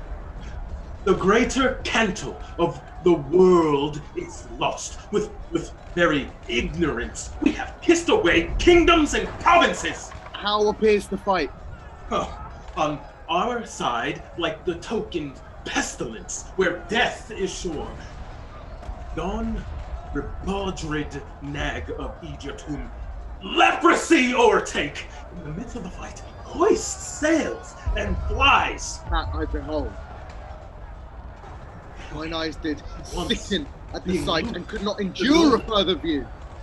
She once being loosed, the noble ruin of her magic, Antony claps on his sea wing, and like a doting mallard, leaving the fight in height, flies after her. I never saw an action of such shame, experience, manhood, honor, ne'er before did violate so itself. Alack, alack. The fortune on the sea is out of breath and sinks most lamentably. Why then, good night indeed. Toward Peloponnesus they are fled. 'Tis easy to it, and there I will attend what comes further. To Caesar will I render my legions and my horses. I'll yet follow the wounded chance of Antony, though my reason sits in the wind against me.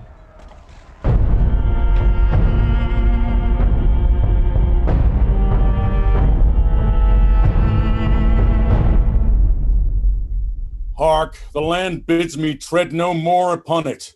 It is a shame to bear me. Friends, come hither. I am so lated in the world that I have lost my way forever. I have a ship laden with gold. Take that, divide it, fly, and make your peace with Caesar. Fly, not we. Not we. I have fled myself and have instructed cowards to run and show their backs. Be gone. You shall have letters from me to some friends that will sweep your way for you. To the seaside straightway. I will possess you of my ship and treasure. Leave me. I pray a little. Pray you now. Nay, do so, for indeed I have lost command. Therefore I pray you. I'll see you by and by. Nay, gentle madam, to him. Comfort him. Do, most dear queen. Do? Why? What else? Oh, let me sit down. Oh, Juno. Oh, no. Sir? Sir? My lord, yes. He, at Philippi, kept his sword eaten like a dancer, and no practice had in brave squares of war. Yet now, no matter. Most noble sir, arise. The queen is here. Her head's declined and death will seize her, but your comfort makes the rescue. I have offended reputation, a most unnoble swerving. Sir, the queen! Oh, whither thus how led me, Egypt? Oh, my lord, forgive my fearful sails. I little thought you would have followed. Egypt, thou knewest too well my heart was to thy rudder tied by the strings, and thou shouldst tow me after. Oh, my pardon. Now I must to the young man send humble treaties, dodge and palter in the shifts of lowness, who with half the bulk of the world played as I pleased, making and marring fortunes. You did know how much you were my conqueror, and that my sword made weak by my affection would obey it in all cause. Pardon. Fall not a tear, I say. One of them rates all that is won and lost. Give me a kiss.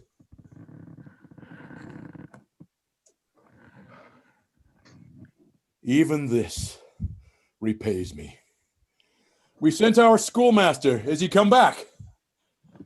Love, I am full of lead. Some wine within there, and our viands. Fortune knows, we scorn her when most she offers blows.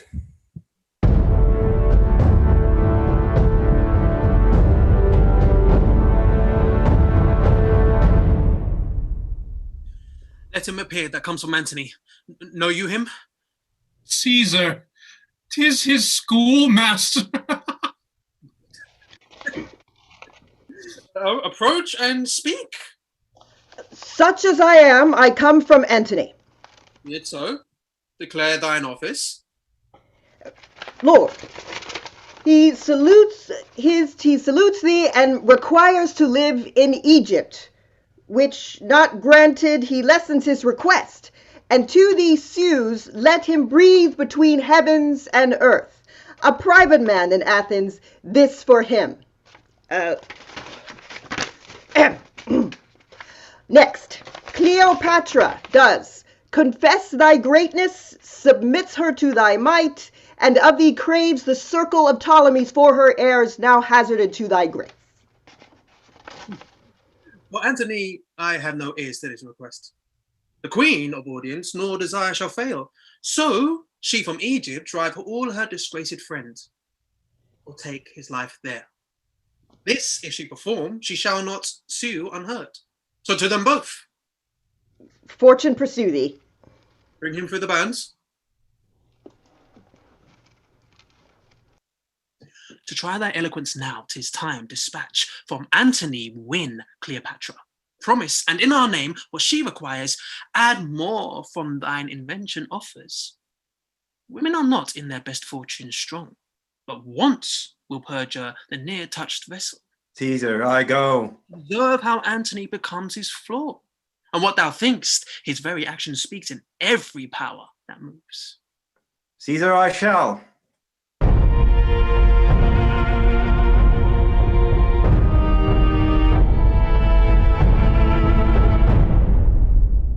What shall we do, Enobarbus? Think and die. Is Antony or we in fault for this? Antony only, that would make his will lord of his reason. What, though you fled from that great face of war, whose several ranges frighted each other? Why should he follow? The itch of his affection should not then have nicked his captainship at such a point when half to half the world opposed, he being the mirrored question.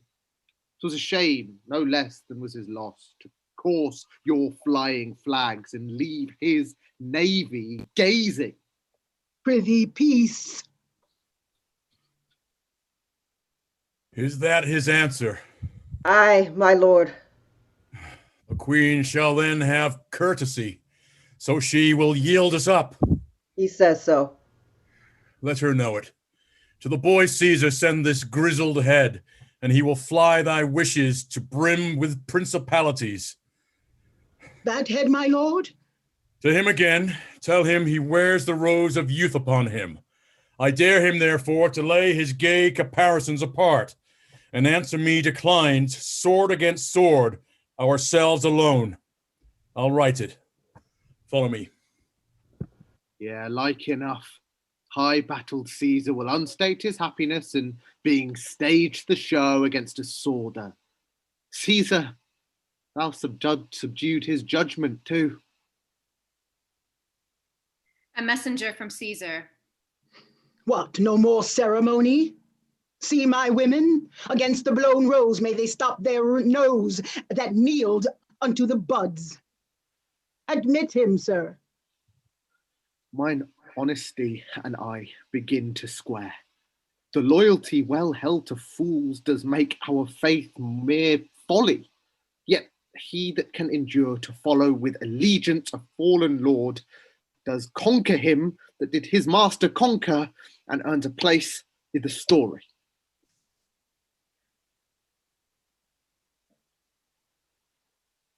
Caesar's will.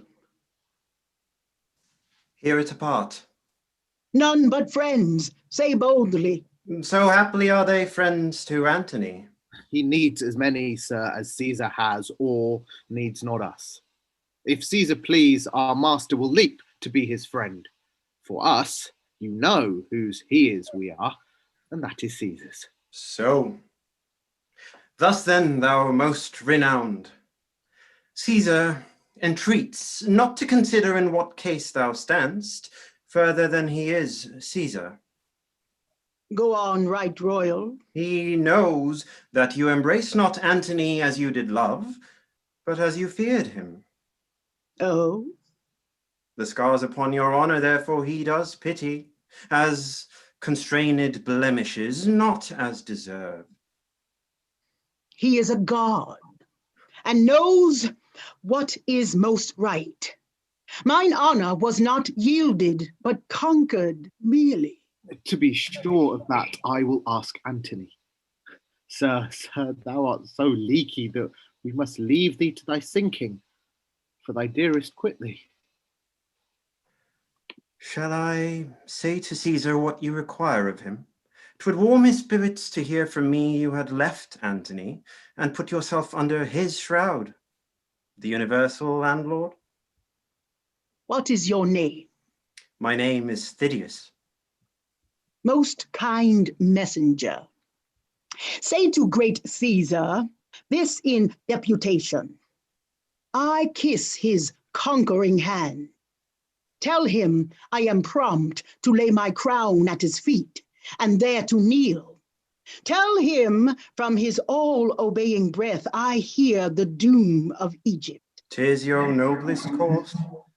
Give me grace to lay my duty on your hand. Your Caesar's father oft, when he hath mused of taking in kingdoms, bestowed his lips on that unworthy place as it rained kisses.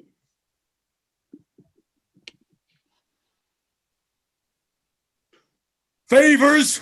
By Jove, that thunders! What art thou, fellow? One that but performs the bidding of the fullest man, and the worthiest to have command obeyed. You will be whipped. Approach there! Ah, you kite! Now, gods and devils, authority melts from me. Have you no ears? I am Antony yet. Take hence this jack and whip him. 'Tis better playing with a lion's whelp than with an old one dying. Moon and stars, whip him! Were it 20 of the greatest tributaries that do acknowledge Caesar, should I find them so saucy with the hand of she here, what's her name, since she was Cleopatra. Whip him, fellow, till like a boy you see him cringe his face and whine aloud for mercy. Take him hence. Mark Antony. Tuck him away, being whipped. Bring him again. The jack of Caesar shall bear us an errand to him. You were half blasted ere I knew you. Ha! Have I my pillow left unpressed in Rome? For born the guessing of a lawful race, and by a gem of a woman, to be abused by one that looks on feeders? Good my lord. You have been a boggler ever. Oh, it's come to this. I found you as a morsel cold upon dead Caesar's trencher. Wherefore is this?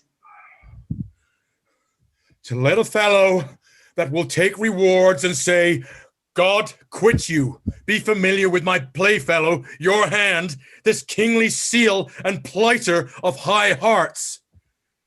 Is he whipped? Is he whipped? Speak! Ah, cried he, Soundly, my lord. Cried he, and begged a pardon? He did ask favor. Get thee back to Caesar. Tell him thy entertainment. Look, thou say he makes me angry with him, for he seems proud and disdainful, harping on what I am, not what he knew I was. He makes me angry, and at this time most easy 'tis to do it. When my good stars, that were my former guides, have emptied their orbs and shut their fires into the abyss of hell, urge it thou. Hence, thy stripes be gone. Have you done yet? Oh, alack. Alack, our terrene moon is now eclipsed, and it portends alone the fall of Antony. I must stay his time. To flatter Caesar, would you mingle eyes with one that ties his points? Not know me yet? Cold-hearted towards me. Ah, dear. If it be so, from my cold heart let heaven engender hail, and poison it in the source, and the first stone drop in my neck, as it determines, so dissolve my life. I am satisfied. Caesar sets down in Alexandria, where I will oppose his fate. Our force by land hath nobly held. Our severed navy too hath knit again, and fleet threatening most sea-like. Where hast thou been, my heart? Dost thou bear, lady? Dost thou hear, lady? If from the field I should return once more to kiss thy lips, I will appear in blood, and I my sword will earn our chronicle. There's hope in it yet. That's my brave lord. I will be treble-sinewed, hearted, breathed, and fight maliciously. And I'll set my teeth and send to darkness all that stops me. Come, let's have one other gaudy night. Call to me all my sad captains. Fill our bowls once more. Let's mock the midnight bell. It is my birthday. I had thought to have held it poor, but since my lord is Antony again, I will be Cleopatra. We will yet do well. Call all his noble captains to my lord. Do so, we'll speak to them, and tonight I'll force the wine peep through their scars. Come on, my queen, there's sap in it yet. The next time I do fight, I'll make death love me. Now he'll outstare the lightning. To be furious is to be frighted out of fear, and in that mood, the dove will peck the ostrich. And I see still a diminution in our captain's brain restores his heart. When valor preys on reason, it eats the sword it fights with. I will seek some way to leave him.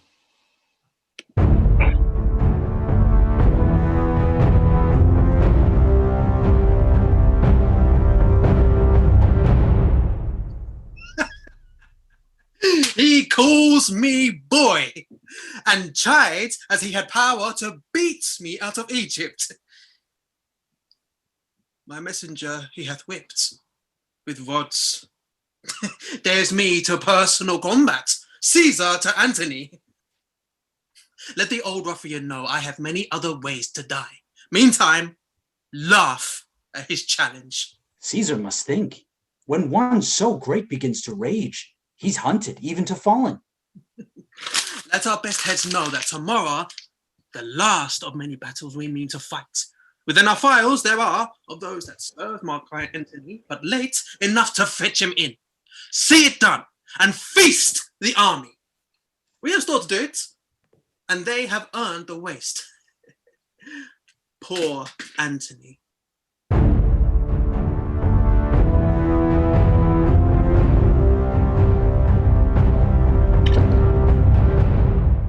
You will not fight with me, Domitius?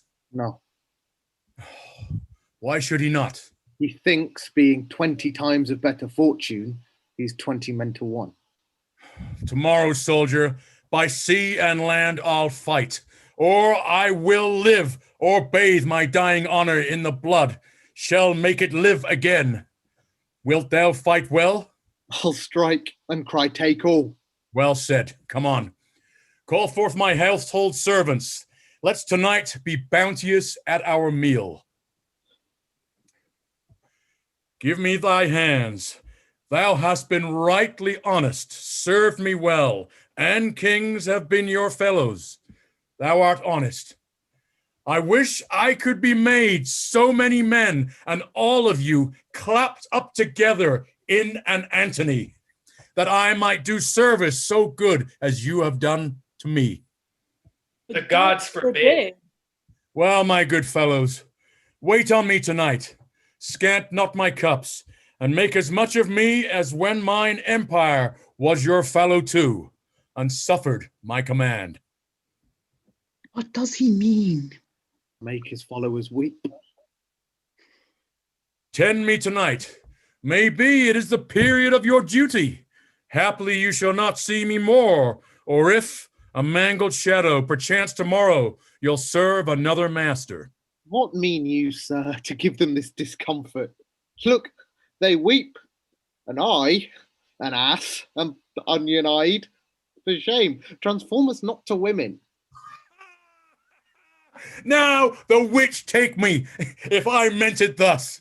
Grace grow where those drops fall. No, my hearts, I will well of you tomorrow, and lead you where rather I'll expect victorious life than death and honor.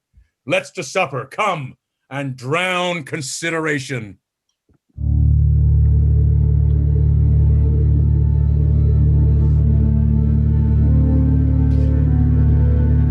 Here we, and if tomorrow our navy thrive, I have an absolute hope our landmen will stand up. 'Tis a brave army and full of purpose. Peace! What noise? Pest! Pest! Hark!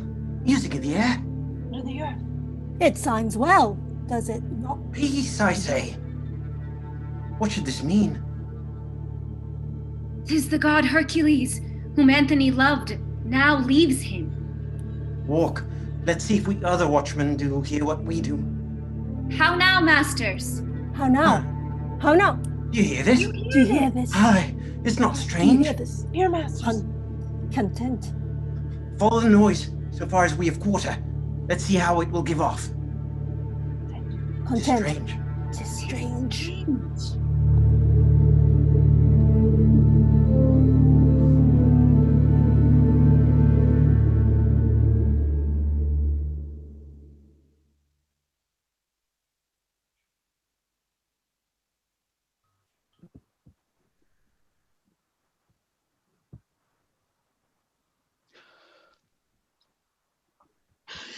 Oh, my Antony.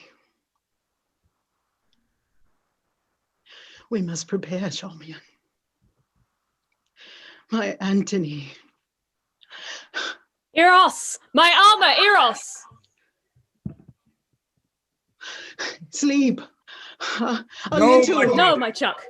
Iras, come. Mine armor, Iras. Nay, I'll help too. No. What's this for? Ah, let be, let be. Thou art the armorer of my heart. Sooth, I'll help. So it must be. Well, well, we shall thrive now. Seest thou, my good fellow? Go, put on my defenses. Is not this buckled well? Rarely, rarely. He that unbuckles this, till we do please to doff it for our repose, shall hear a storm. Thou fumblest, Iras, and my queen's a squire more tight at this than thou. Dispatch. O love, that thou couldst see my wars today, and knewest the royal occupation, thou shouldst see a workman in it. Good morrow to thee, welcome. Thou lookst like him that knows a warlike charge. To business that we love, we raise betime and go to it with delight. 1,000, sir, early though it be, have on their riveted trim and at the port expect you. To war! Good morning, Sparrow. Good morrow, General. Good morrow, General. Is well blown, lads. Fare thee well, dame. Whatever becomes of me, this is a soldier's kiss. And so I leave thee, now like a man of steel, that you will fight. Follow me close. I'll bring you to it. Adieu.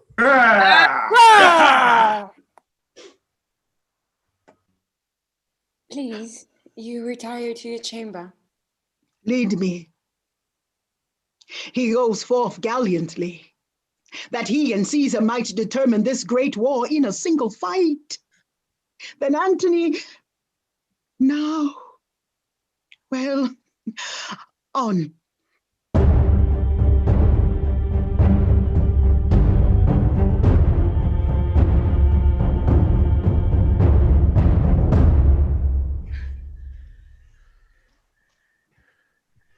The gods make this a happy day to Antony. Wouldst thou and those thy scars had once prevailed to make me fight at land? Hadst thou done so, the kings that have revolted and the soldier that has this morning left thee would have still followed thy heels. Who's gone this morning? Who? Oh, never one ever near thee. Call Enobarbus, he shall not hear thee, or from Caesar's camp say, I am none of thine. What sayest thou? Sir, he is with Caesar. Sir, his chests and treasures, he is not with him. Is he gone? Most certain. Go, Iras. Send his treasure aft to do it. Say that I wish he never find more cause to change a master. Oh, my fortunes have corrupted honest men. Dispatch! Enobarbus.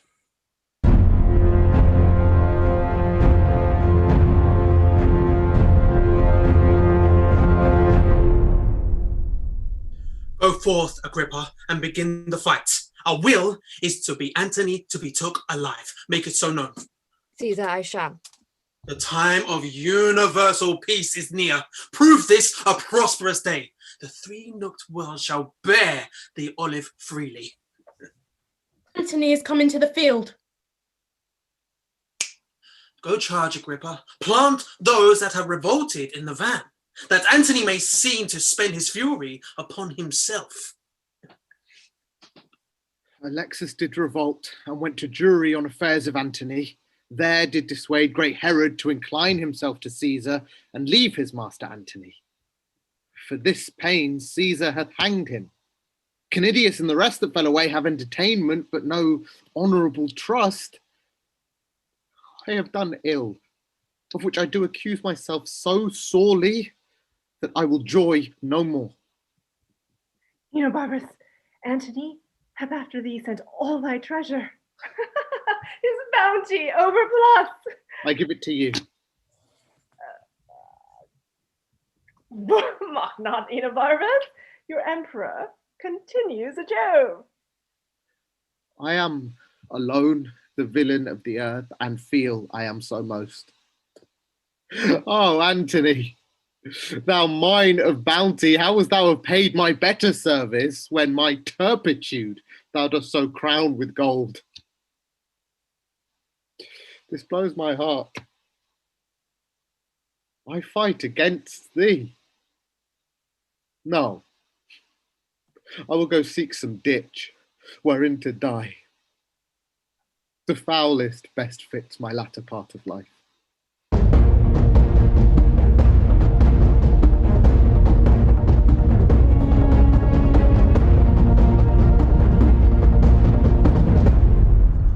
Retire! We have engaged ourselves too far! Oh, brave Emperor, this is fought indeed. Thou bleedest apace. I once I had a wound here that was like a T, but now 'tis made an H. Did you retire? We'll beat 'em into bench holes. I have yet room for 6 scotches more. They are beaten, sir, and our advantage serves for a fair victory.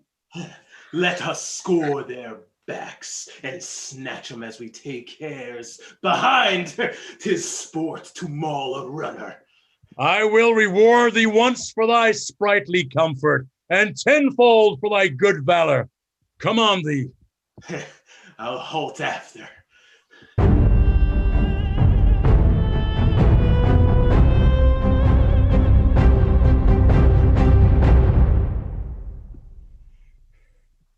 We have beat them to the camp. Run one before and let the queen know of our deeds. Tomorrow before the sun shall see us, we'll spill the blood that has today escaped. Give us thy hand. To this great fairy I'll commend thy axe, Make her thanks bless thee. Lord of lords, oh infinite virtue, comest thou smiling from the world's great snare uncaught? My nightingale, we have beat them to their beds. Behold this man, commend unto his lips thy favoring hand. Kiss it, my warrior.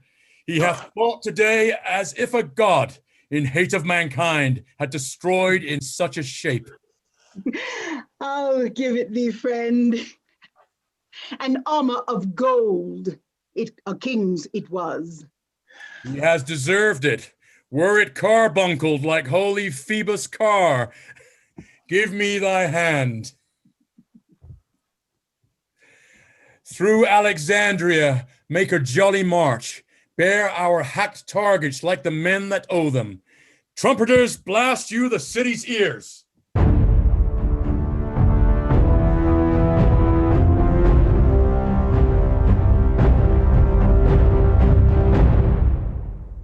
Oh, bear me witness, knight.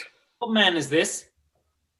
Stand close and list him. Be witness to me, O thou blessed moon. When men revolted shall upon record bear hateful memory. Poor Enobarbus did before thy face repent. Enobarbus? Peace. Hark further.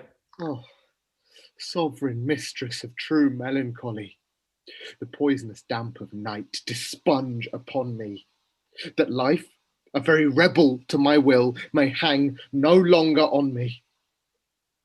Throw my heart against the flint and hardness of my fault, which, being dried with grief, will break to powder and finish all foul thoughts.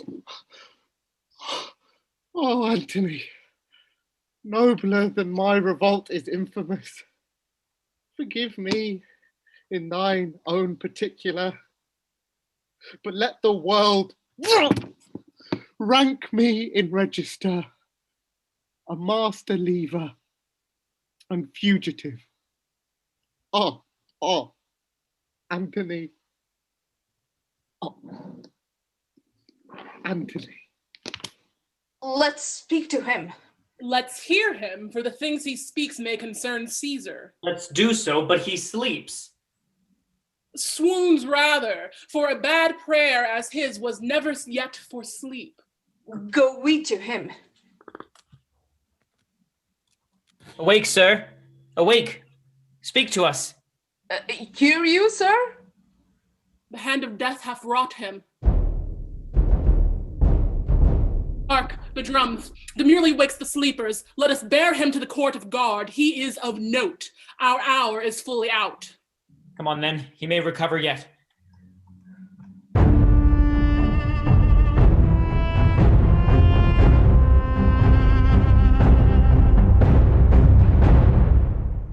Their preparation is today by sea. We please them not by land. For both, my lord. I would they'd fight in the fire or in the air.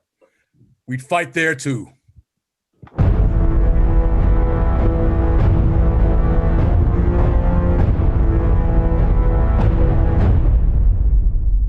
But being charged, we will still be still by land, which, as I take it, we shall. For his best force is forth to man his galleys, to the vales, and hold our best advantage.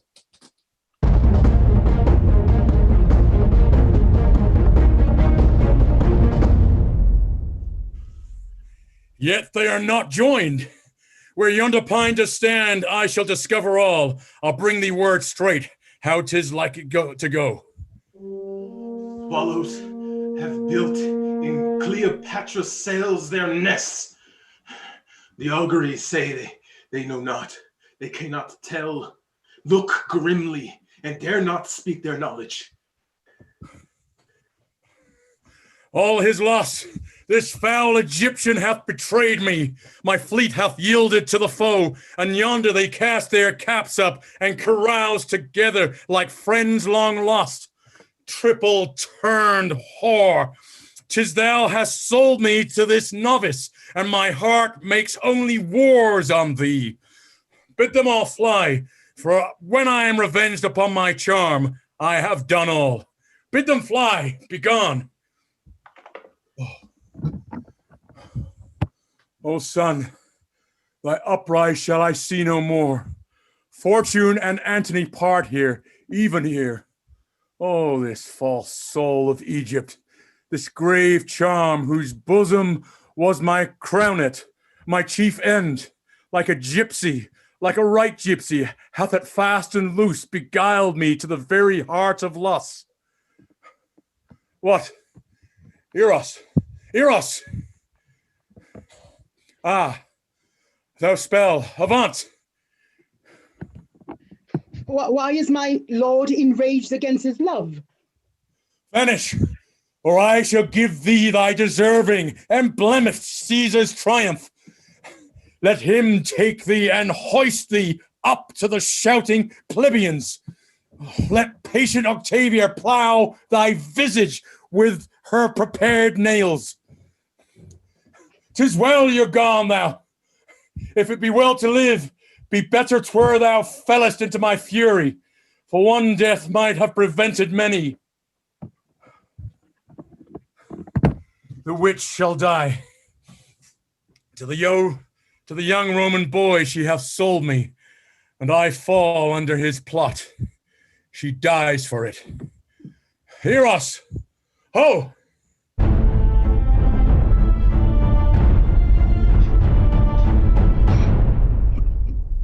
Help me! Help me! Oh, he's mad! To the monument. There, lock yourself. And send him in word you are dead. The soul and body rive not more in parting than greatness going off. To the monument! Mardian, go tell him I have slain myself. Say that the last I spoke was Antony, and worded prithee piteously. Hence, Mardian, and bring me how he takes my death. To the monument.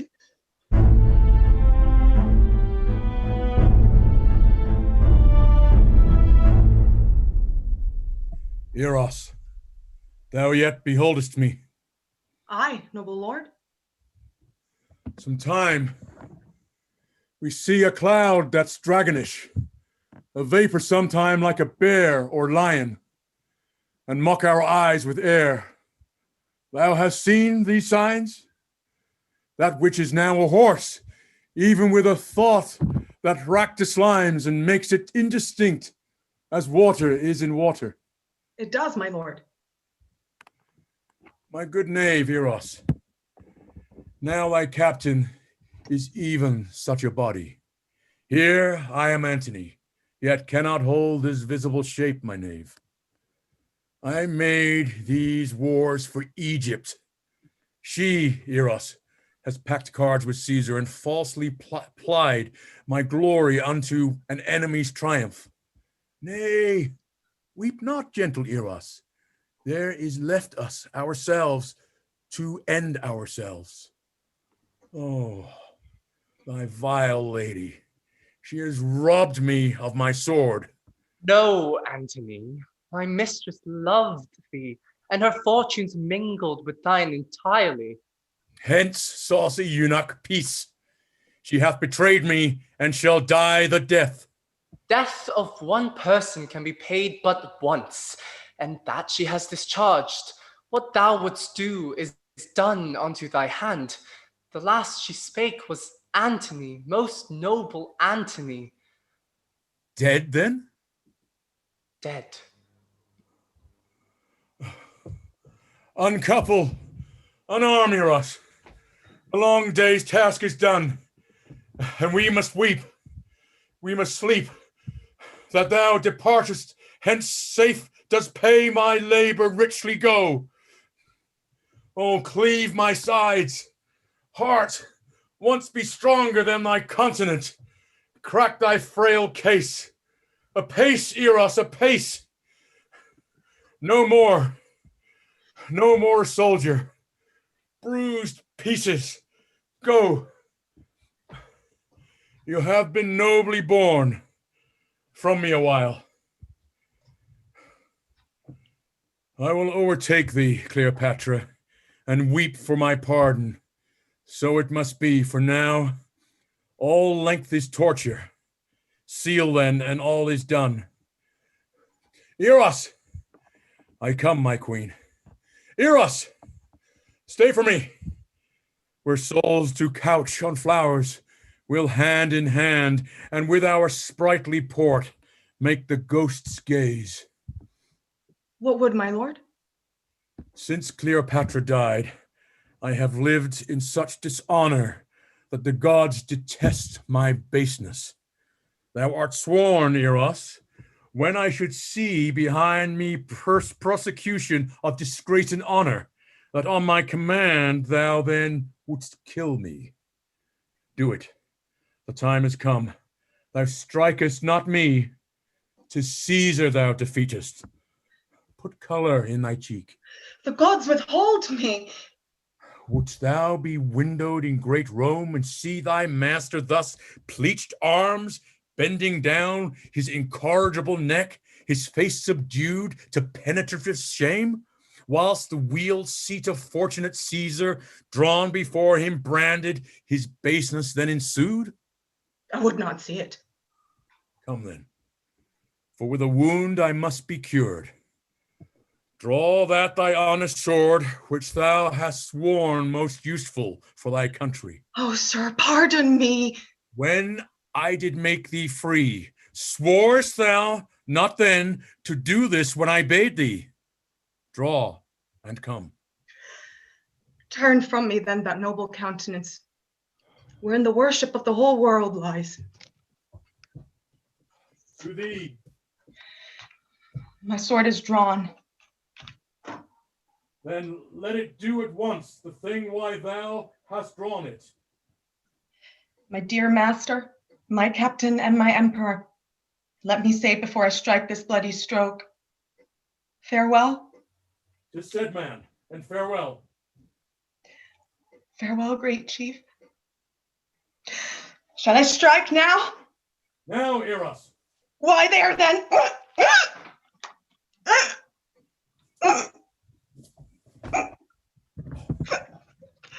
Thus I do escape the sorrow of Antony's death.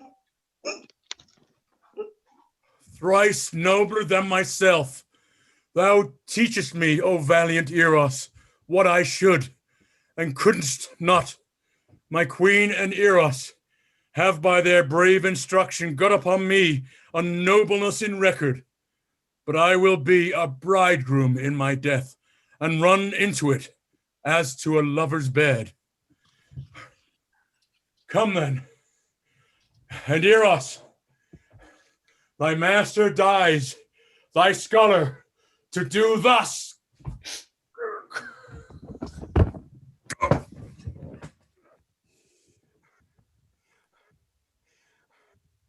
I learnt of thee.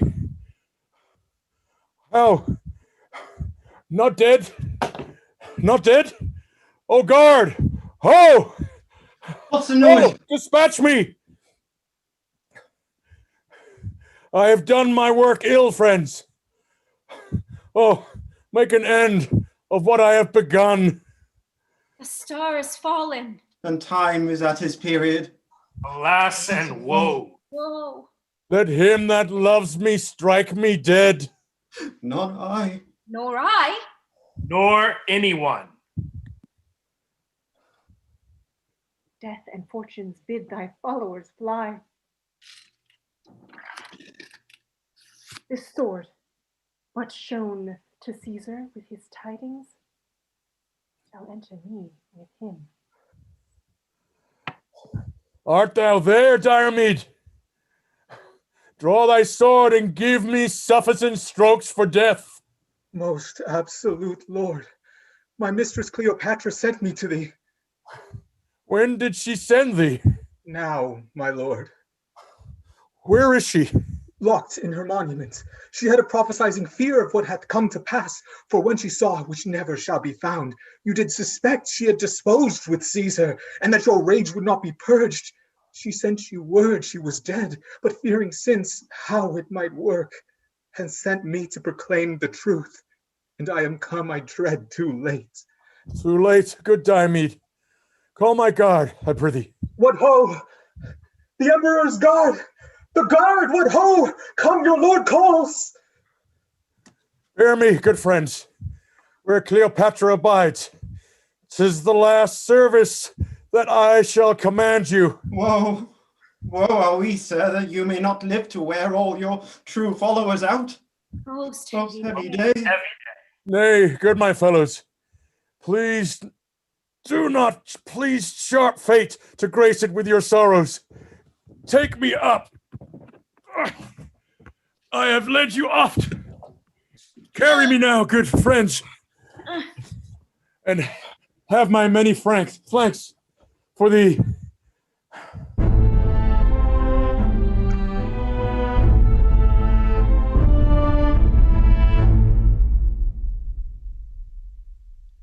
Oh, Charmian, I will never go from hence. Be comforted, dear madam. No, I will not. All strange and terrible events are welcome, but comforts we despise. How now? Is he dead? His death's upon him, but not dead. Look out on the other side, your monument. His guards have brought him thither. Oh, Antony! Antony! Antony! Help, Charmian, help! Iras, help! Help, friends below! Let's draw him hither. Peace. Not Caesar's valor hath overthrown Antony, but Antony's hath triumphed on itself. So it should be that none but Antony should conquer Antony, but woe 'tis so. I am dying, Egypt. Dying. Only here I importune death a while, until of many thousand kisses the poor last I lay upon thy lips. I dare not, dear. Dear my lord, pardon, I dare not. Lest I be taken. Not the imperious show of the full fortune Caesar ever shall be broached with me. If knife, drugs, serpents have edge, sting, or operation, I am safe. Your wife Octavia, with her modest eyes and still conclusion, shall acquire no honor demurring upon me. But come, Antony. Help me, my women. We must draw thee up. Okay. Good friends. I am gone. He is sport indeed. How heavy weighs my lord.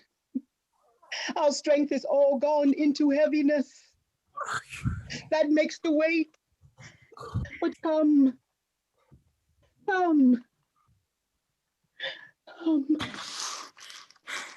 And welcome. Welcome. Die where thou hast lived. Quicken with kissing.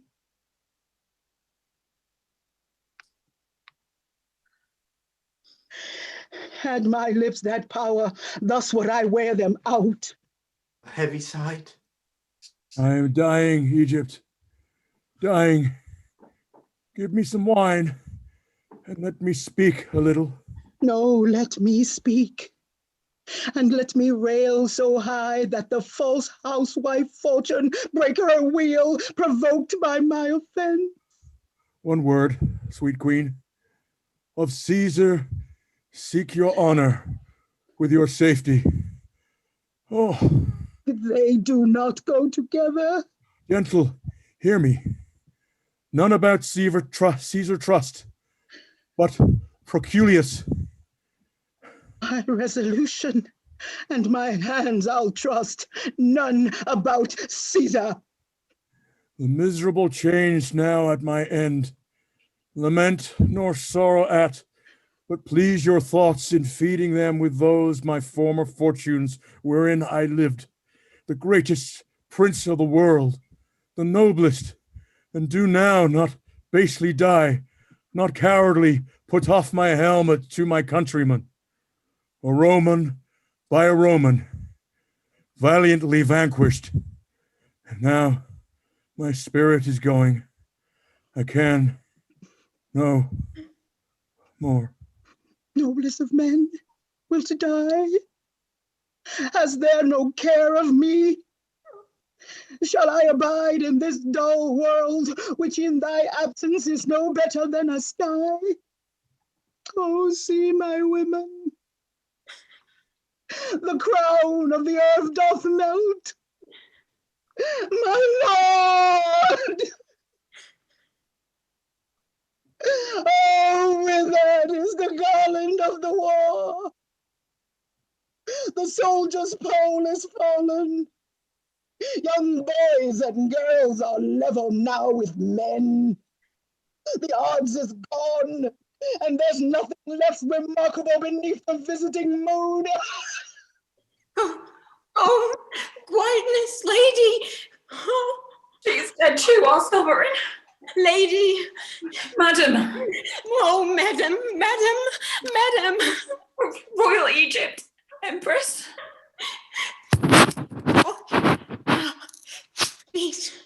Peace, Iras. Oh. No more but e'en a woman, and commanded by such poor passions as the maid that milks and does the meanest chores. It were for me to throw my scepter at the injurious gods, to tell them that this world did equal theirs till that they had stolen our jewel. All is naught. Patience is sottish, and impatience does become a dog that's mad. Then is it sin to rush into the secret house of death ere death come to us? How do you, my women? What? Good cheer. Why, how now, Charmian? My noble girls. Ah, women, look. Our lamp is spent. It's out. Good women, take heart. We'll bury him. And then what's brave, what's noble, let's do it after the high Roman fashion and make death proud to take us.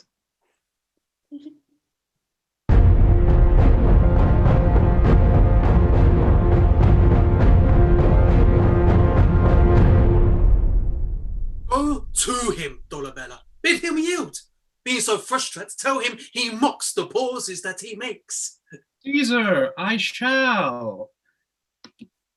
Wherefore is that? And what art thou that darest appear thus to us? I'm called Decetus. Mark Antony I served, who was best worthy, best to be served. While he stood up and spoke, he was my master, and I wore my life to spend upon his haters. If thou please to take me to thee, as I was to him, I'll be to Caesar. If thou pleasest not, I yield thee up my What is life. thou sayest?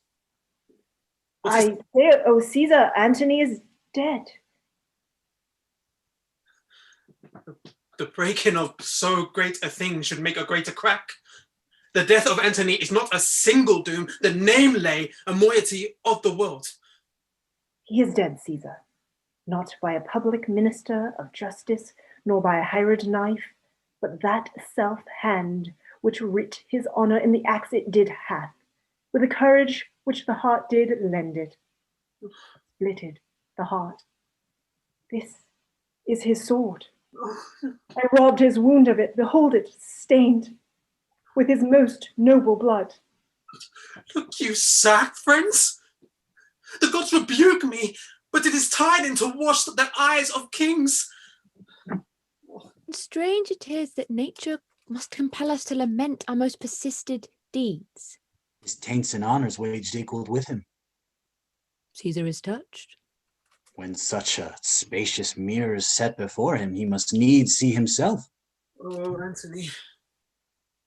We could not stall together in the world.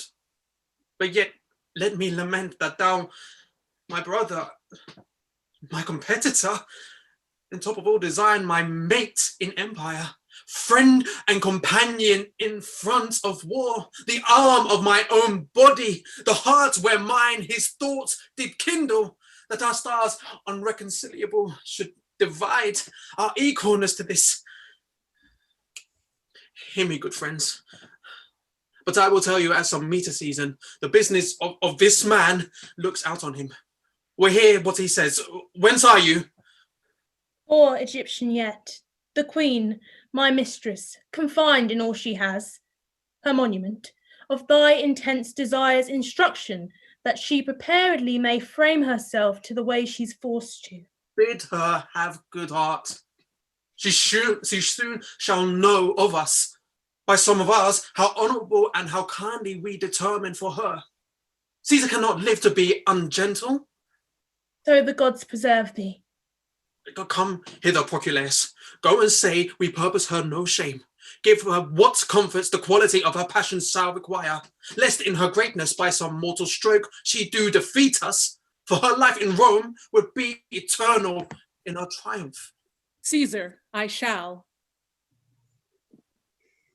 Go with me to my tent, where you shall see how hardly I was drawn into this war, how calm and gentle I proceeded still in all my writings.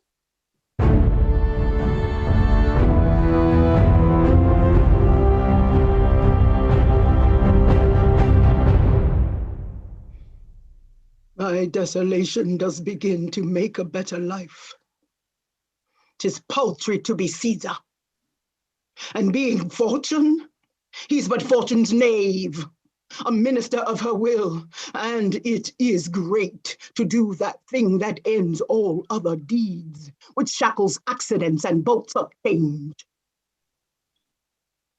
Caesar sends greetings to the Queen of Egypt and bids thee study on what fair demands thou meanst to give him grant thee. What is thy name? My name is Proculaeus. If your master would have a queen his beggar, you must tell him that majesty to keep decorum must no less beg than a kingdom. If he please to give me conquered Egypt for my son, he gives me so much of mine own as I will kneel to him with thanks. Be of good cheer. You're fallen into a princely hand. Fear nothing. Make your full reference freely to my lord, a conqueror that will pray in aid for kindness, where he for grace is kneeled to. I hourly learn a doctrine of obedience, and would gladly look him in the face. This I'll report, dear lady. Have comfort, for I know your plight is pitied of him that caused it. You see how easily she may be surprised. Guard her till Caesar come. Royal Queen. Good hands. Oh, Cleopatra. Hold, worthy lady, hold! Do not yourself such wrong, who are in this relieved but not betrayed. What, of death too? That rids our dogs of anguish? Cleopatra, do not abuse me.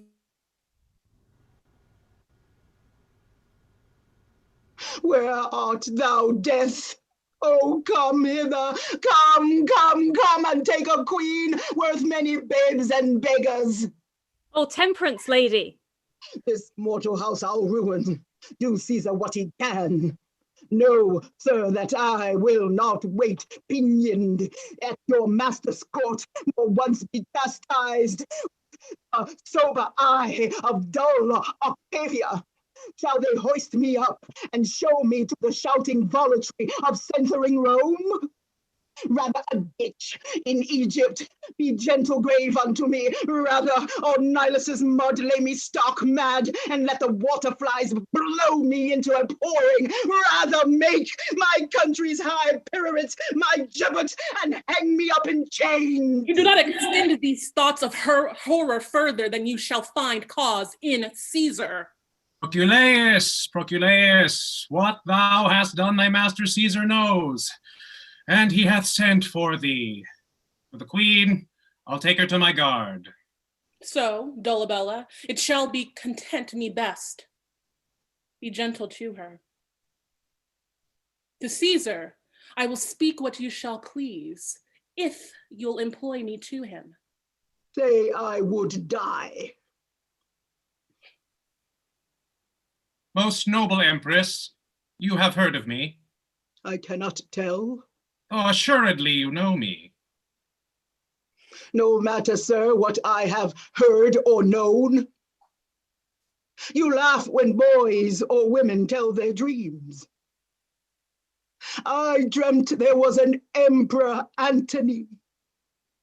His face was as the heavens, and therein stuck a sun and moon which kept their course and lighted the little the earth. Most sovereign creature. His legs bestrid the ocean. His reared arm crested the world. His voice was propertied as all the tuned spears, and that to friends. But when he meant to quail and shake the orb, he was as rattling thunder. Cleopatra. Think you there was or might be such a man as this I dreamt of? Gentle madam, no. You lie up to the hearing of the gods. But if there be, nor ever were one such, it's past the size of dreaming. Hear me, good madam. Your loss is as yourself, great, and you bear it as answering to the weight. What I might never o'ertake pursued success, but I do feel by the rebound of yours a grief that smites my very heart at root. Thank you, sir. You know what Caesar means to do with me? I am loath to tell you what I would you knew. Pray, nay, pray, sir. Though he be honorable. He'll lead me then in triumph. Madam, he will, I know it. Make way there, Caesar! Caesar! Which is the Queen of Egypt? It is the Emperor, madam. Arise, you shall not kneel. I pray you rise. Rise, Egypt.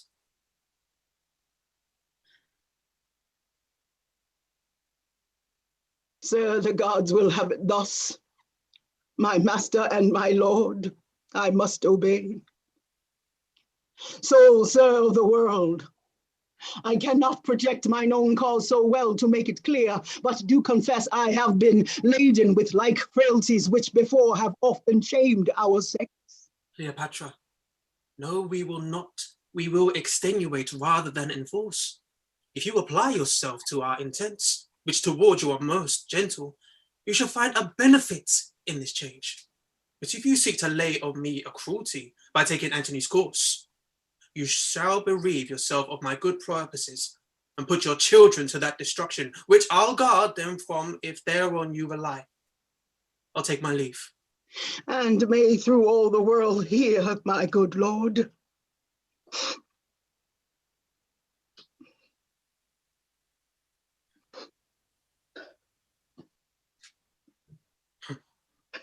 You shall advise me in all for Cleopatra. This is the brief of money, plate, and jewels I am possessed of. 'Tis exactly valued, not petty things admitted. Where's Seclucus? Here, madam. This is my treasurer. Let him speak, my lord, upon his peril, that I have reserved to myself nothing. Speak the truth, Seculus. Madam, I had rather seal my lips than to my peril speak that which is not. What have I kept back? Enough to purchase what you have made known. Nay, blush not, Cleopatra. I approve your wisdom in the deed. See, Caesar, oh, behold how Pompey is followed. Slave! of no more trust than the love that is hired. What, goest thou back? Thou shalt go back, I warrant thee. But I will catch thine eyes, though they had wings, slave, soulless villain, dog! O really base! Good Queen, let us entreat you. Say, good Caesar, that I some lady trifles have reserved, immovant toys, things of such dignity as we greet modern friends withal, and say, some nobler token I have apart for Livia and Octavia to induce their mediation. Must I be unfolded with one that I have bred? The gods, it smites me beneath all I have. Prithee go hence, or I shall show the cinders of my spirits through the ashes of my chats. Wert thou a man, thou wouldst have mercy on me. Forbear, Seleucus. Be it known that we, the greatest, are misthought for things that others do, and when we fall, we answer others' merits in our name, and therefore be to be pitied. Cleopatra, make not your thoughts your prisons. No, dear Queen, for we intend so to dispose you as yourself shall give us counsel. Feed and sleep, our care and pity is so much upon you that we remain your friend. And so adieu. My master and my lord. Not so. Adieu.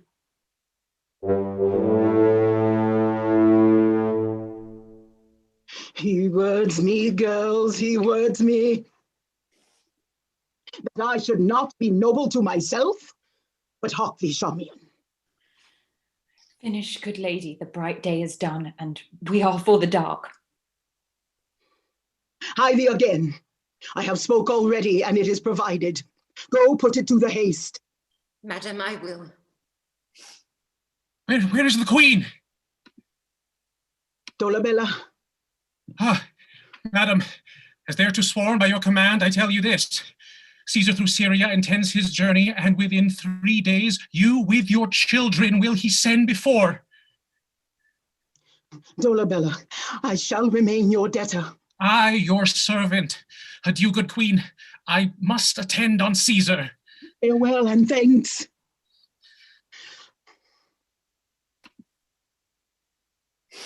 Now, Iris, what thinkst thou? Thou, an Egyptian puppet, shall be shown in Rome as well as I. The gods forbid! Nay, it is most certain, Iris. The quick comedians extemporarily will stage us and present our Alexandrian revels. Antony will be brought drunken forth, and I shall see in some squeaking Cleopatra boy my greatness in the posture of a whore. I'll never see it, for I am sure my nails are stronger than mine eyes. Why, that's the way to fool their preparation and to conquer their most absurd intents. Now, Charmian, show me my women like a queen.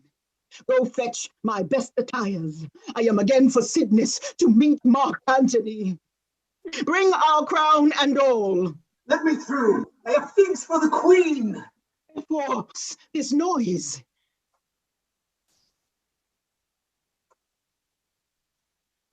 Here is a rural fellow that will not be denied your highness presence. He brings you figs. Let him come in. He brings me liberty. My resolution's placed, and I have nothing of woman in me. Now from head to foot I am marble constant. Now the fleeting moon, no planet is of mine. This is the man. Avoid and leave him. Hast thou the pretty worm of Nilus there that kills and pains not? Truly, I have him, but I would not be the party that should desire you to touch him, for his biting is immortal. Remember thou'st any that have died on't? Very many, men and women too. I heard of one of them no longer than yesterday. Get thee hence. Farewell. I wish you all the joy of the worm.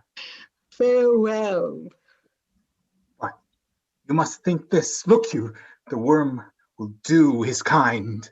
Aye, farewell.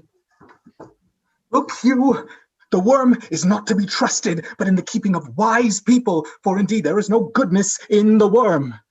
Take thou no care, it shall be heeded. Very good.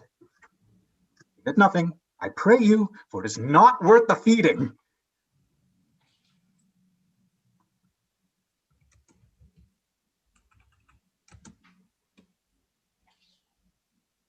Will it eat her? You must not think I am so simple, but I know the devil himself will not eat a woman.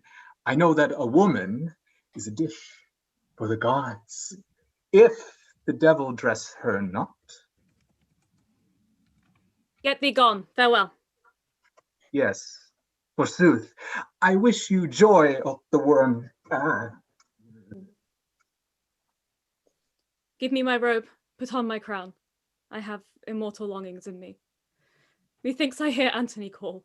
I see him rouse himself to praise my noble act. I hear him mock the luck of Caesar, which the gods give men to excuse their after wrath. Husband, I come. Now to that name my courage prove my title. I am fire and air. My other elements I give to baser life. So have you done? Come then, and take the last warmth of my lips. Farewell, kind Charmian. Iras, long farewell.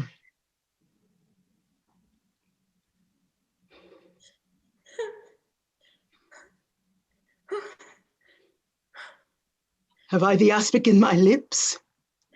Thus fall? Dissolve with clouds and rain, that I may say the gods themselves do weep. This proves me base.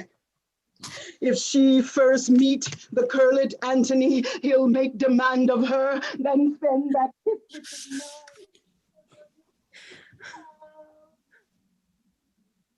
Madam. Whoa.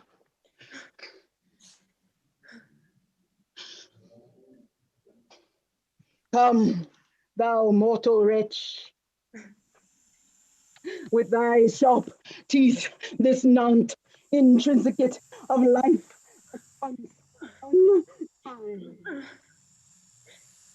Oh, venomous fool, be angry and dispatch.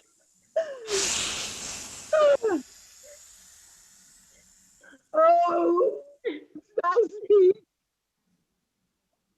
that I might hear thee call great Caesar ass on policy. Oh, Eastern Star. Oh.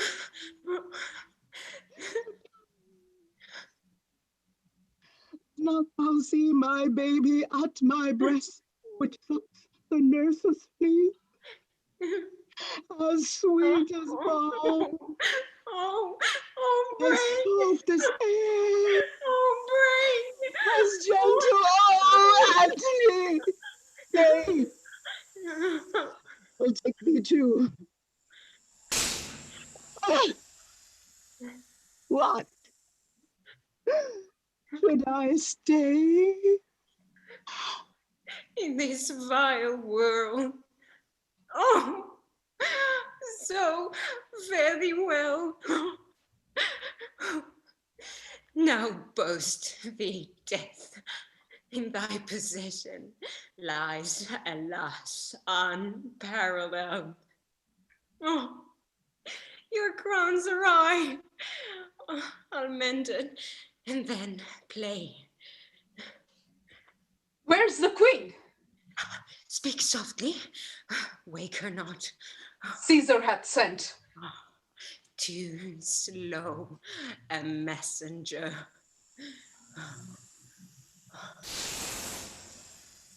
Oh, haste! Dispatch!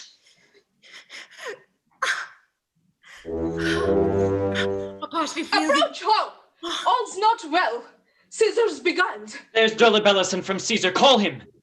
What work is here, Charmian? Is this well done?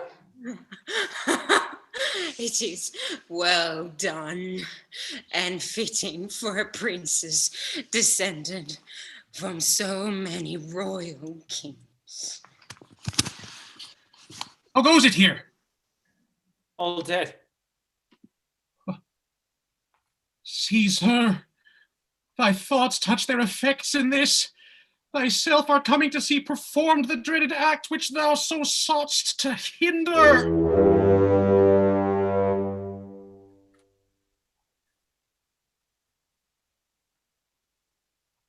Oh, sir, you are too sure an augurer. That you did fear is done. Evist at the last. She levelled at our purposes, and being royal took her own way. The manner of their deaths, I do not see them blood. Who was last with them? A simple countryman that brought her figs. This was his basket. Poison, then. Oh, Caesar, this Charmian lived but now. She stood and spake. I found her trimming up the diadem on her dead mistress. Tremblingly she stood, and on the sudden dropped. But she looks like sleep, and she would catch another Antony in her strong toil of grace. Here, on her breast, there is a vent of blood, and something blown, the like is on her arm. This is an aspic's trail. Take up her bed, and bear her women from the monument. She shall be buried by her Antony. No grave upon the earth shall clip in it a pair so famous. High events as these strike those that make them, and the story is no less pity than this glory, which brought them to be lamented. Our army shall in solemn show attend this funeral, and then to Rome. Come, Dolabella, see high order in this great solemnity.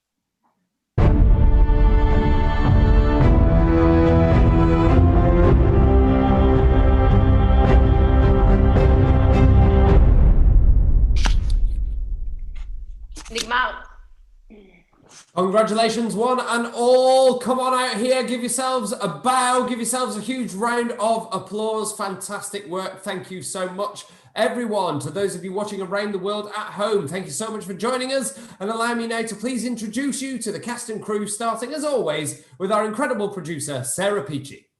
Hi, everyone. I'm Sarah. I'm an actor and innovation project manager based in Glasgow. Our associate director, stage manager, and master of props, Emily Ingram. Hi, I'm Emily. I'm a writer, director, and stage manager based in the UK. Our associate producer, Matt Rhodes. Hi, I'm Matthew Rhodes. I'm an emerging theatre artist on unceded Musqueam, Squamish, and Tsleil-Waututh territory, also called Vancouver, Canada. On music and sound, it's Adam Gibson. Hi, I'm Adam. I'm a sound designer and composer based in London. Wonderful. And our cast for this evening as Mark Antony, Mark Holden. Hi there, I'm an actor based in London in theatre, film, TV, and voice. As Cleopatra, Queen of Egypt, Debra and Byrd. Hi, I'm Debra and Byrd. I am a Harlem actress based in Arizona. As Octavius Caesar, Stuart Vincent. Hi, my name is Stuart Vincent. I'm an actor and dancer, and I'm based in London.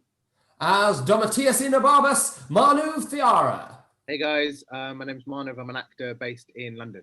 As Charmian, Maya Cohen.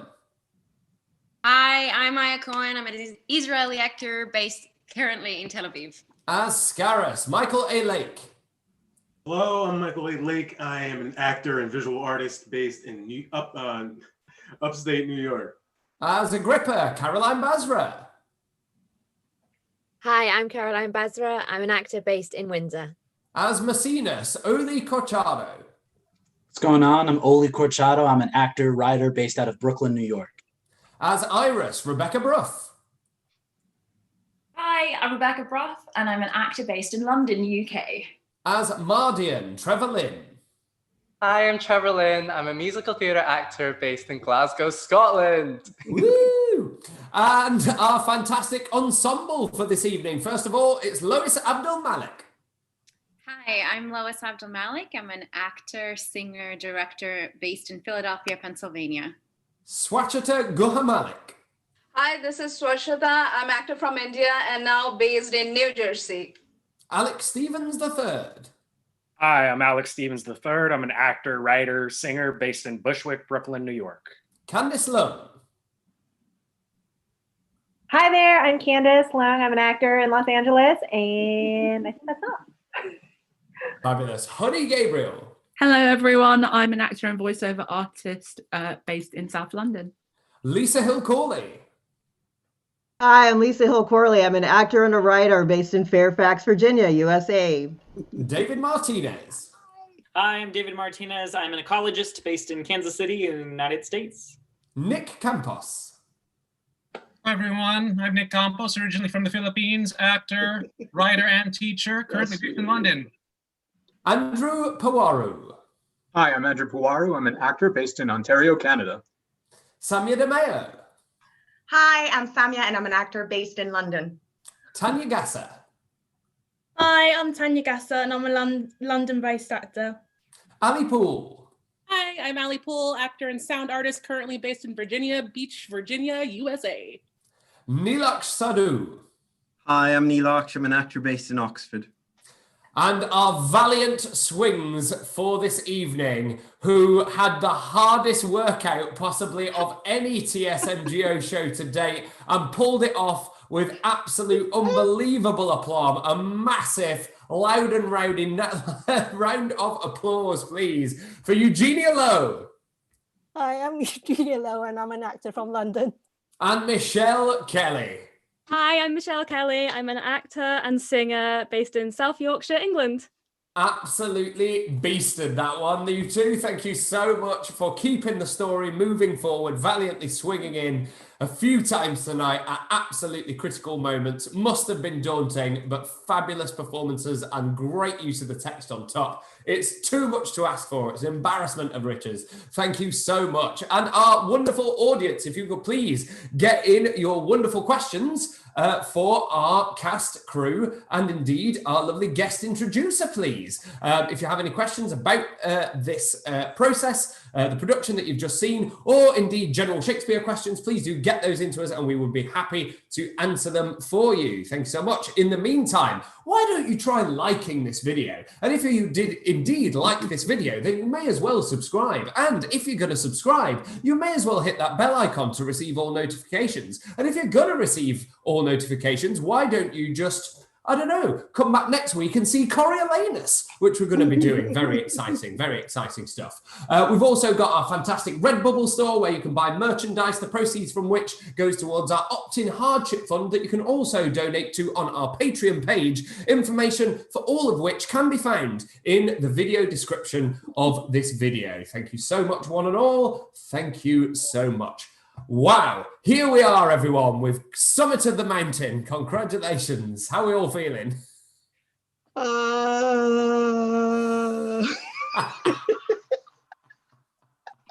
My word. I mean, for Cleopatra, of all people, it just ramps up and up and up, doesn't it? Oh my gosh. Oh man, I'm feeling grateful right now. I mean, like extremely grateful. I'm grateful just to be in the house with all of you guys, and just very happy to be hanging out with Rob and Sarah and the crew. Michelle, God bless you. Thank you, Charmian and Iras. I know that was nerve-wracking. I was over here losing my mind.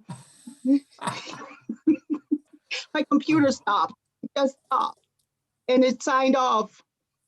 Yes, it was. I think our audience will be astonished if they found out quite how much kind of technical stuff was going on under the surface during tonight's production. It was pretty much relentless. But what I saw just from the perspective of an audience member was that I absolutely loved to see that swan reaction, which was that everything was gliding smoothly forward as far as the show was concerned, while those legs were flapping away under the surface. I thought everybody showed absolutely exemplary professionalism tonight. So thank you so much, each and every one of you. Seriously seriously outstanding work. Outstanding work. Wonderful. Right, let's have a look. Do we have any questions from our audience, Sarah? Yes, I've had a few started coming through. So one of the questions that's been asked, I mean, lots of lovely compliments about the music this week. I mean, we always get compliments about music, but particularly on this one. So one of the questions was, is it always the same fighting war background sounds in plays where it's needed, or are new sounds used? So I definitely want to throw over to lovely Adam. Yeah, that's a really good question. Thank you. When it comes to fight scenes in especially virtual theatre, because we're not actually getting to see any fights, unfortunately, there's two things I look at, and that's the field of battle. So what's actually going on? Like, where are they? Are they on a field? Are they on ships? And then like the historical way in which they're fighting. You know, if it's all sword, close combat, or if it's, you know, volleys of arrows or cannons, and those are kind of the two main first questions. And if it so happens it's like, say, I don't know, the Scottish play, and it's all very close combat and very just swords, then that's all we'll put in. Sometimes I can make it. Other times, just because of the sheer amount of shows we've done now, there have been previous shows where they've been a very similar field of battle, and so I will mix in a little bit of old reused sound from those ones. But then, like, for example, tonight in the sea battles tonight, they were made for the show.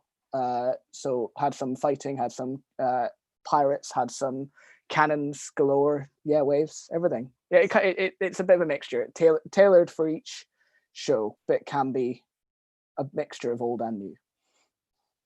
It's fabulous, the amount that you managed to crank out in just 2.5 days, mate. It's seriously astonishing work, and always just serving the story, lifting the energy, giving the actors a lovely bit of oomph to inspire them as well. It's just, it's great to see all these different elements working so wonderfully in concert together. Oh God, I just did that, didn't I? Never mind. Moving swiftly on. New question, please, Sarah. Yes. So I have, let me see. I've got one here actually that is, someone said, does the cast agree that it is a great way to depict the ancient world with a global majority cast? Lots of nodding. I shall let the cast begin on this one.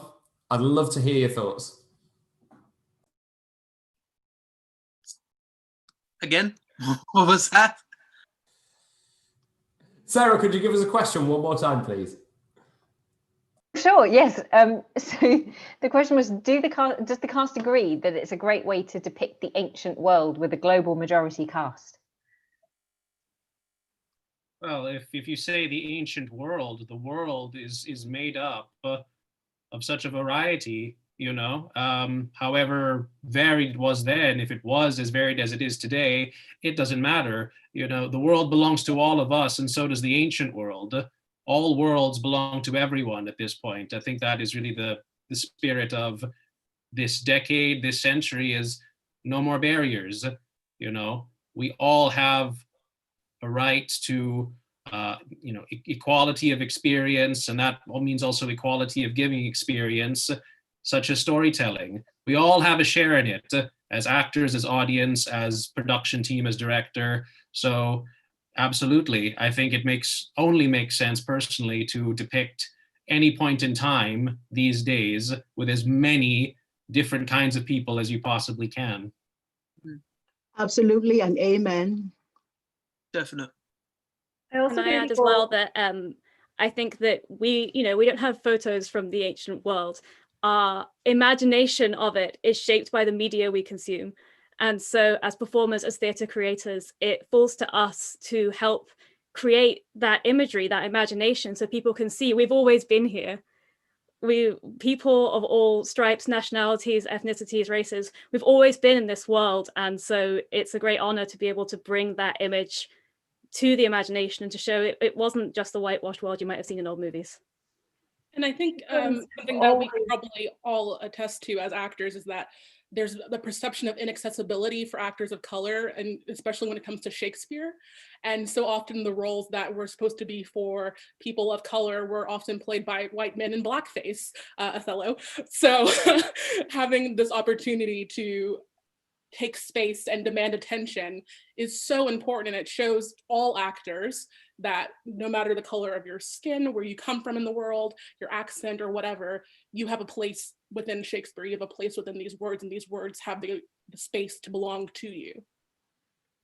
And humans have always traveled, and people underestimate how much people traveled in the ancient world. The Silk Road brought a smallpox inoculation to Europe. There are Native North Americans who might be descended from various different Asians and Europeans, for that matter. So I think we today underestimate how much travel there was. And as humans, we have a thirst for exploration. Always have. I think sometimes we underestimate the fact that we are more alike than unalike. It is very interesting when one does a DNA test, what they find. We find all kinds of things. And once we do those tests, what ends up happening is we see ourselves as a multiplicity.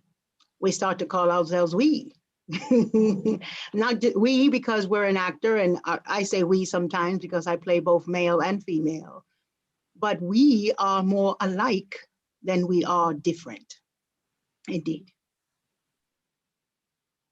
It's kind of a similar thing to what we found like last week with the all-female Macbeth, that it kind of transcends, in that case, gender, and in a sense, this one transcends color of skin, if you like. And it's just, I mean, Shakespeare, humanity, ancient world humanity, big stories, epic stories, fundamentally about human beings. And that's kind of the story that's being told. Indeed. Wonderful. Thank you so much, everyone. If I can beg your indulgence, I've got stuff to say. So I'd just like to articulate a couple of things. Our casting decisions were made a long time before this news broke, so it only broke today, but you've probably seen that there's been some resistance, shall we say, to the idea of Gal Gadot playing Cleopatra in a new movie adaptation of her life. I understand that in the debate over that, a lot of the nuances is either being ignored or lost. Gal Gadot is Middle Eastern. There are differences between race and ethnicity. Egyptians and North Africans, more broadly, have a range of racial presentations and features, which can include Mediterranean features. Cleopatra was descended from Ptolemy, a Greek. None of that matters to me. I'll tell you why. Fascism. Fascism, recently rebranded as the alt-right, love these stories. They love Roman mythology, they love Roman history, and they use it as a justification for their worldview. And they use Roman stories to try and project a whitewashed version of history that proves, their words, the inherent supremacy of whiteness over the world. Forgetting, of course, that the Roman Empire, as well as the Egyptian Empire, were both incredibly diverse, as our cast have already wonderfully pointed out. People travelled, and people within the Roman Empire, there were black soldiers, there were black generals, there was a black emperor, Septimus Severus, who visited the UK. And that's not the name of a Harry Potter character, for those of you who are more into that kind of thing. He visited Hadrian's Wall, and while he was there were black soldiers stationed there because the Roman Empire used to take people from one place and put them far away in another one, so that they wouldn't feel too close to the individuals that they were ruling over, if you like. This play is about a clash of empires, and that comes with inherent fascism, and sadly that can't be avoided. We can't change the history of how conquerors work or what the ruling class is. But what we can do is try and use the choices that we do make when creating a production to make sure that we don't add inadvertently or otherwise fuel to the fire of fascism in the process, and to create a show that might be twisted to serve a fascist agenda. And I know that there are people out there that would want to do that with this show. And we wanted to plant our feet in the ground and say, nope, this is not for you. When we did Merchant Venice, one of our actors, our Jewish actors, referred to it as a reclamation of the play. And if I have one hope for this, I hope that our cast today feels like we've reclaimed this play from those who might use it for ill purposes, if you like.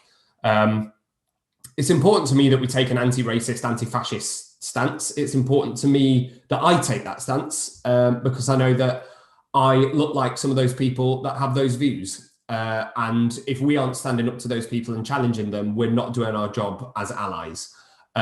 Similarly, we wanted to make this as anti-misogynist as possible within the parameters of the text. A big part of that was getting an actual goddess like Debra and Byrd to play Cleopatra, because that is an absolutely stunning example that falsifies so many claims just by existing. Part of it was highlighting that while there are misogynistic attitudes in the play, those attitudes don't reflect reality. And it's not an objective fact that these people are putting across. Similarly, Enobarbus points out several times that Antony is the liability when they go to war. Cleopatra says she's going to war, and it's Antony's problem that that's the case. Misogyny and racism are essential components of fascism because they create outsiders. They create an other that can be pushed down in order for people to stand on their faces in order to elevate themselves. We here say that Shakespeare is for everyone, and that means that there can't be outsiders. And that means that this project is anti-fascist by its nature.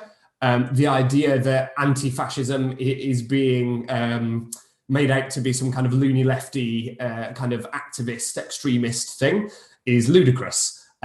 Indiana Jones was anti-fascist. He punched them in the face. So we wanted to be Indiana Jones to the extent that we could be and punch it in the face with this. I'd love to thank Matt Rhodes for his additional research into this subject as we were preparing this show, and to the website Pharaohs, which I highly recommend that you check out. It specialises in countering fascist narratives of history and media, and you'll find a link to their article on this very part of history in the description of this video. I really, really highly recommend that you check it out. That's all from me on that question, but I couldn't let myself not say it. So thank you so much for your patience, everyone. Sarah, do we have any more questions? We do, yes. So I've got a question here about the props. So lovely Emily Ingram, very good to start with this. So the question is, how were the props made? Was there a central art direction, or did the actors make them at home? I mean, our wonderful actors do make them at home. I'm not shipping out bits of cardboard armor to them. So everyone here who you've seen wearing a brilliant piece of costume has been crafting that at home this week, as well as taking part in rehearsals, long tech rehearsals. So yeah, absolutely showcase your props right now, guys, because you really, really deserve that recognition. Yes, each show does have a sort of central central aesthetic to it. Obviously that central aesthetic very much depends on what people have in their cupboards at home, because our rule for the Show Must Go Online is that people should make things from what they've got available. Don't go out, we sort of say, don't go out and get props, make it from what you've got in your kitchen cupboard. So sometimes we'll have what Rob will describe as the $1 million aesthetic on Poundland or kitchen cupboard budget. But that's part of the charm of it, I think. Does that answers the question, I think.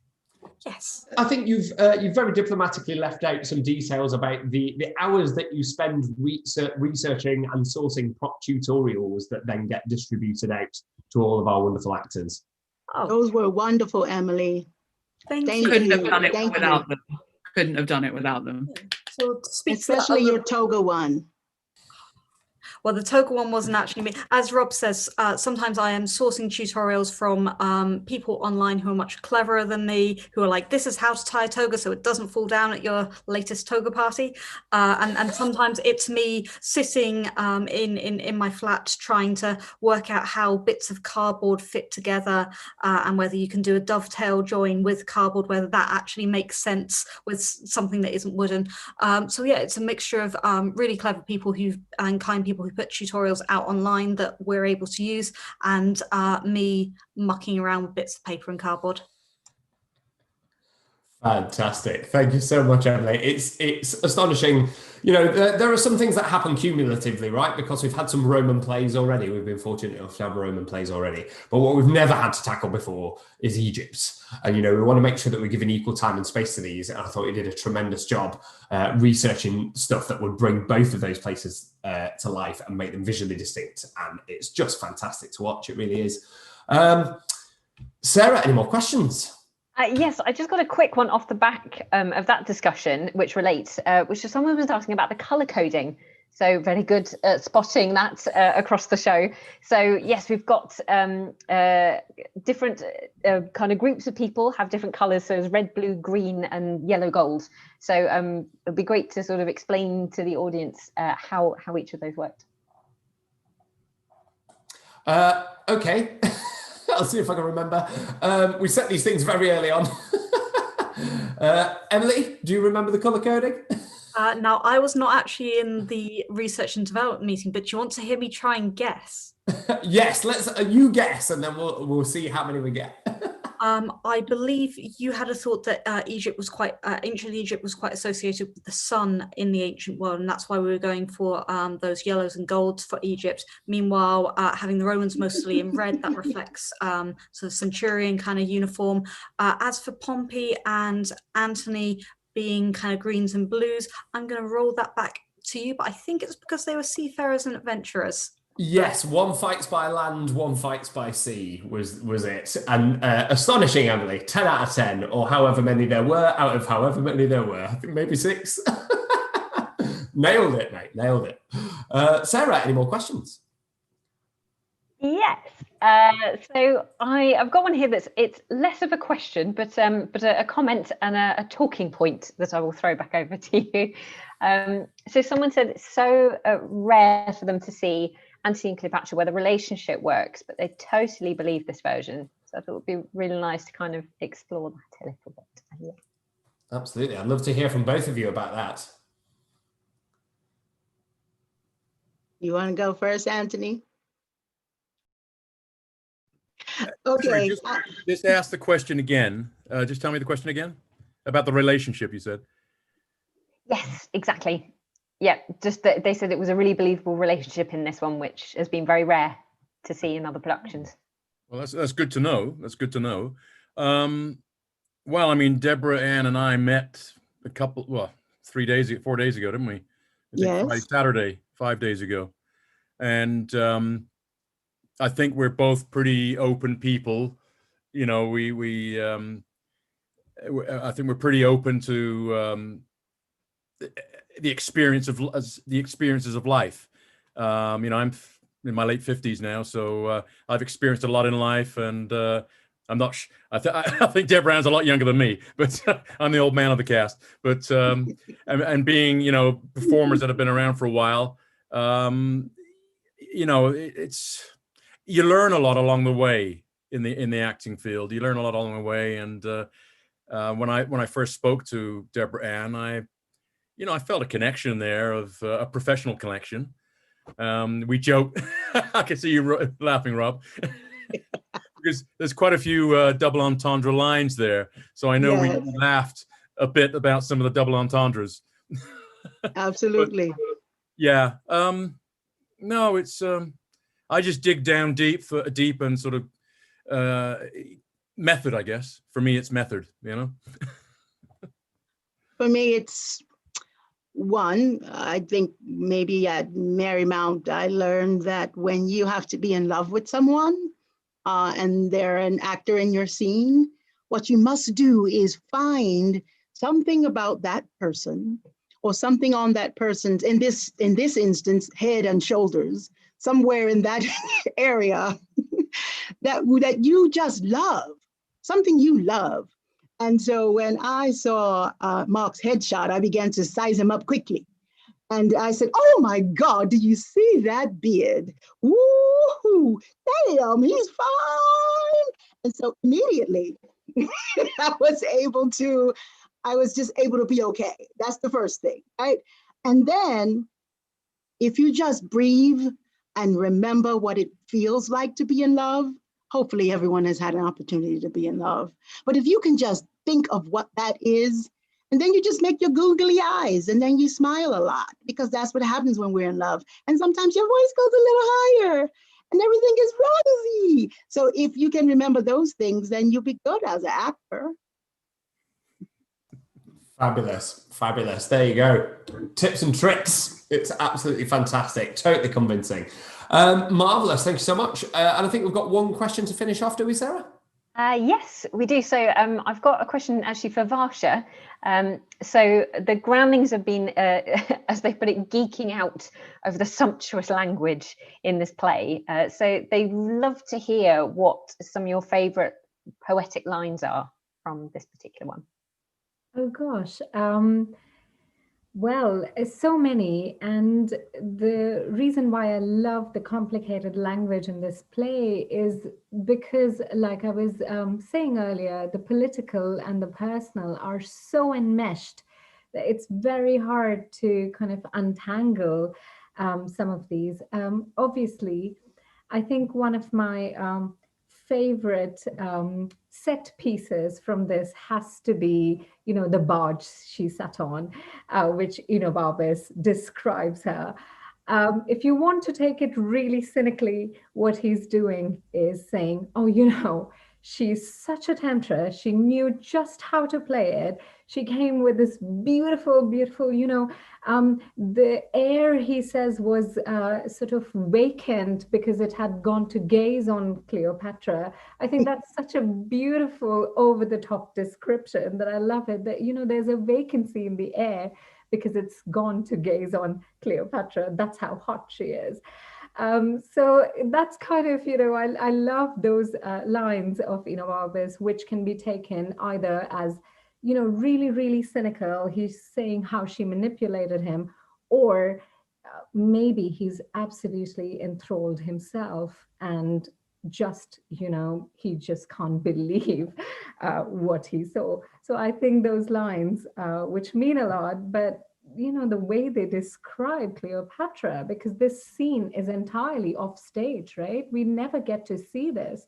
So these lines give us that picture. And I think I would say that everyone somehow has these lines in their mind, has this scene in their mind just because of the words they've heard rather than something they've seen. I think that's really, really powerful. Indeed. Oh, what a fantastic answer. Can I say something about that? Yeah. I think that it is like extremely nerve-wracking when you read those lines as an actress. You have to really try and figure out how am I going to be sexy, and how sexy should I be, and so we had a ball, right? Rob, you were cracking up on that scene. Holy horse, that's embarrassing to do it in public, and you don't do it fully ever because then someone will judge you. But it's great fun to play those very sexy type characters and have to wink and blink. That's fun. Varsha, actually, I'd love to throw it back over to you briefly, just because you said in your introduction, I thought it was really fascinating how you talked about that self-possession that Cleopatra has and the fact that she's able to be sexy, I suppose, in that way, but that's not a judgment on her character. No, absolutely not. And I mean, why should being sexy be a judgment on anyone's character? So I think, and she's not only that, right? She's not, as the Romans are going and saying that, you know, she's such a sultry showgirl. She's not only that. We know what she is. I mean, she is this woman who's had Julius Caesar in her thrall, and now Antony has come and he's in her thrall, and she is manipulating all of them. And I think she is a great, great mix of absolute assuredness and sexiness. And I think, you know, most amazing women are. I mean, look at Michelle Obama or Meghan Markle for that instance, right? Everyone, both of them, very sexy, very powerful. So I don't know why sexiness should be held against Cleopatra. It's one of her many, many infinite talents. Infinite variety, absolutely so. And just to touch on that speech that you mentioned as well, the barge she sat in like a burnished throne, it's one of my absolute favourites in all the canon. And there's a fantastic book called The Elements of Eloquence, which I highly recommend you check out if you're a language nerd, as it seems some of our audience are. I'm just going to read you now Thomas North's translation of Plutarch's Lives of the Noble Romans. And Maanuv, would you be able to get Shakespeare's barge she sat in like a burnished throne in front of you, please, so that we can just compare and contrast the two directly. So this is the source, and then this is Shakespeare's version of it back to back. She disdained to set forth otherwise, but to take her barge in the river Cydnus, the poop whereof was of gold, the sails of purple, and the oars of silver, which kept stroke in rowing after the sound of the music of flutes, hautboys, cithens, viols, and other such instruments. So that's Plutarch, translated by Thomas North. Let's just give us Shakespeare one more time.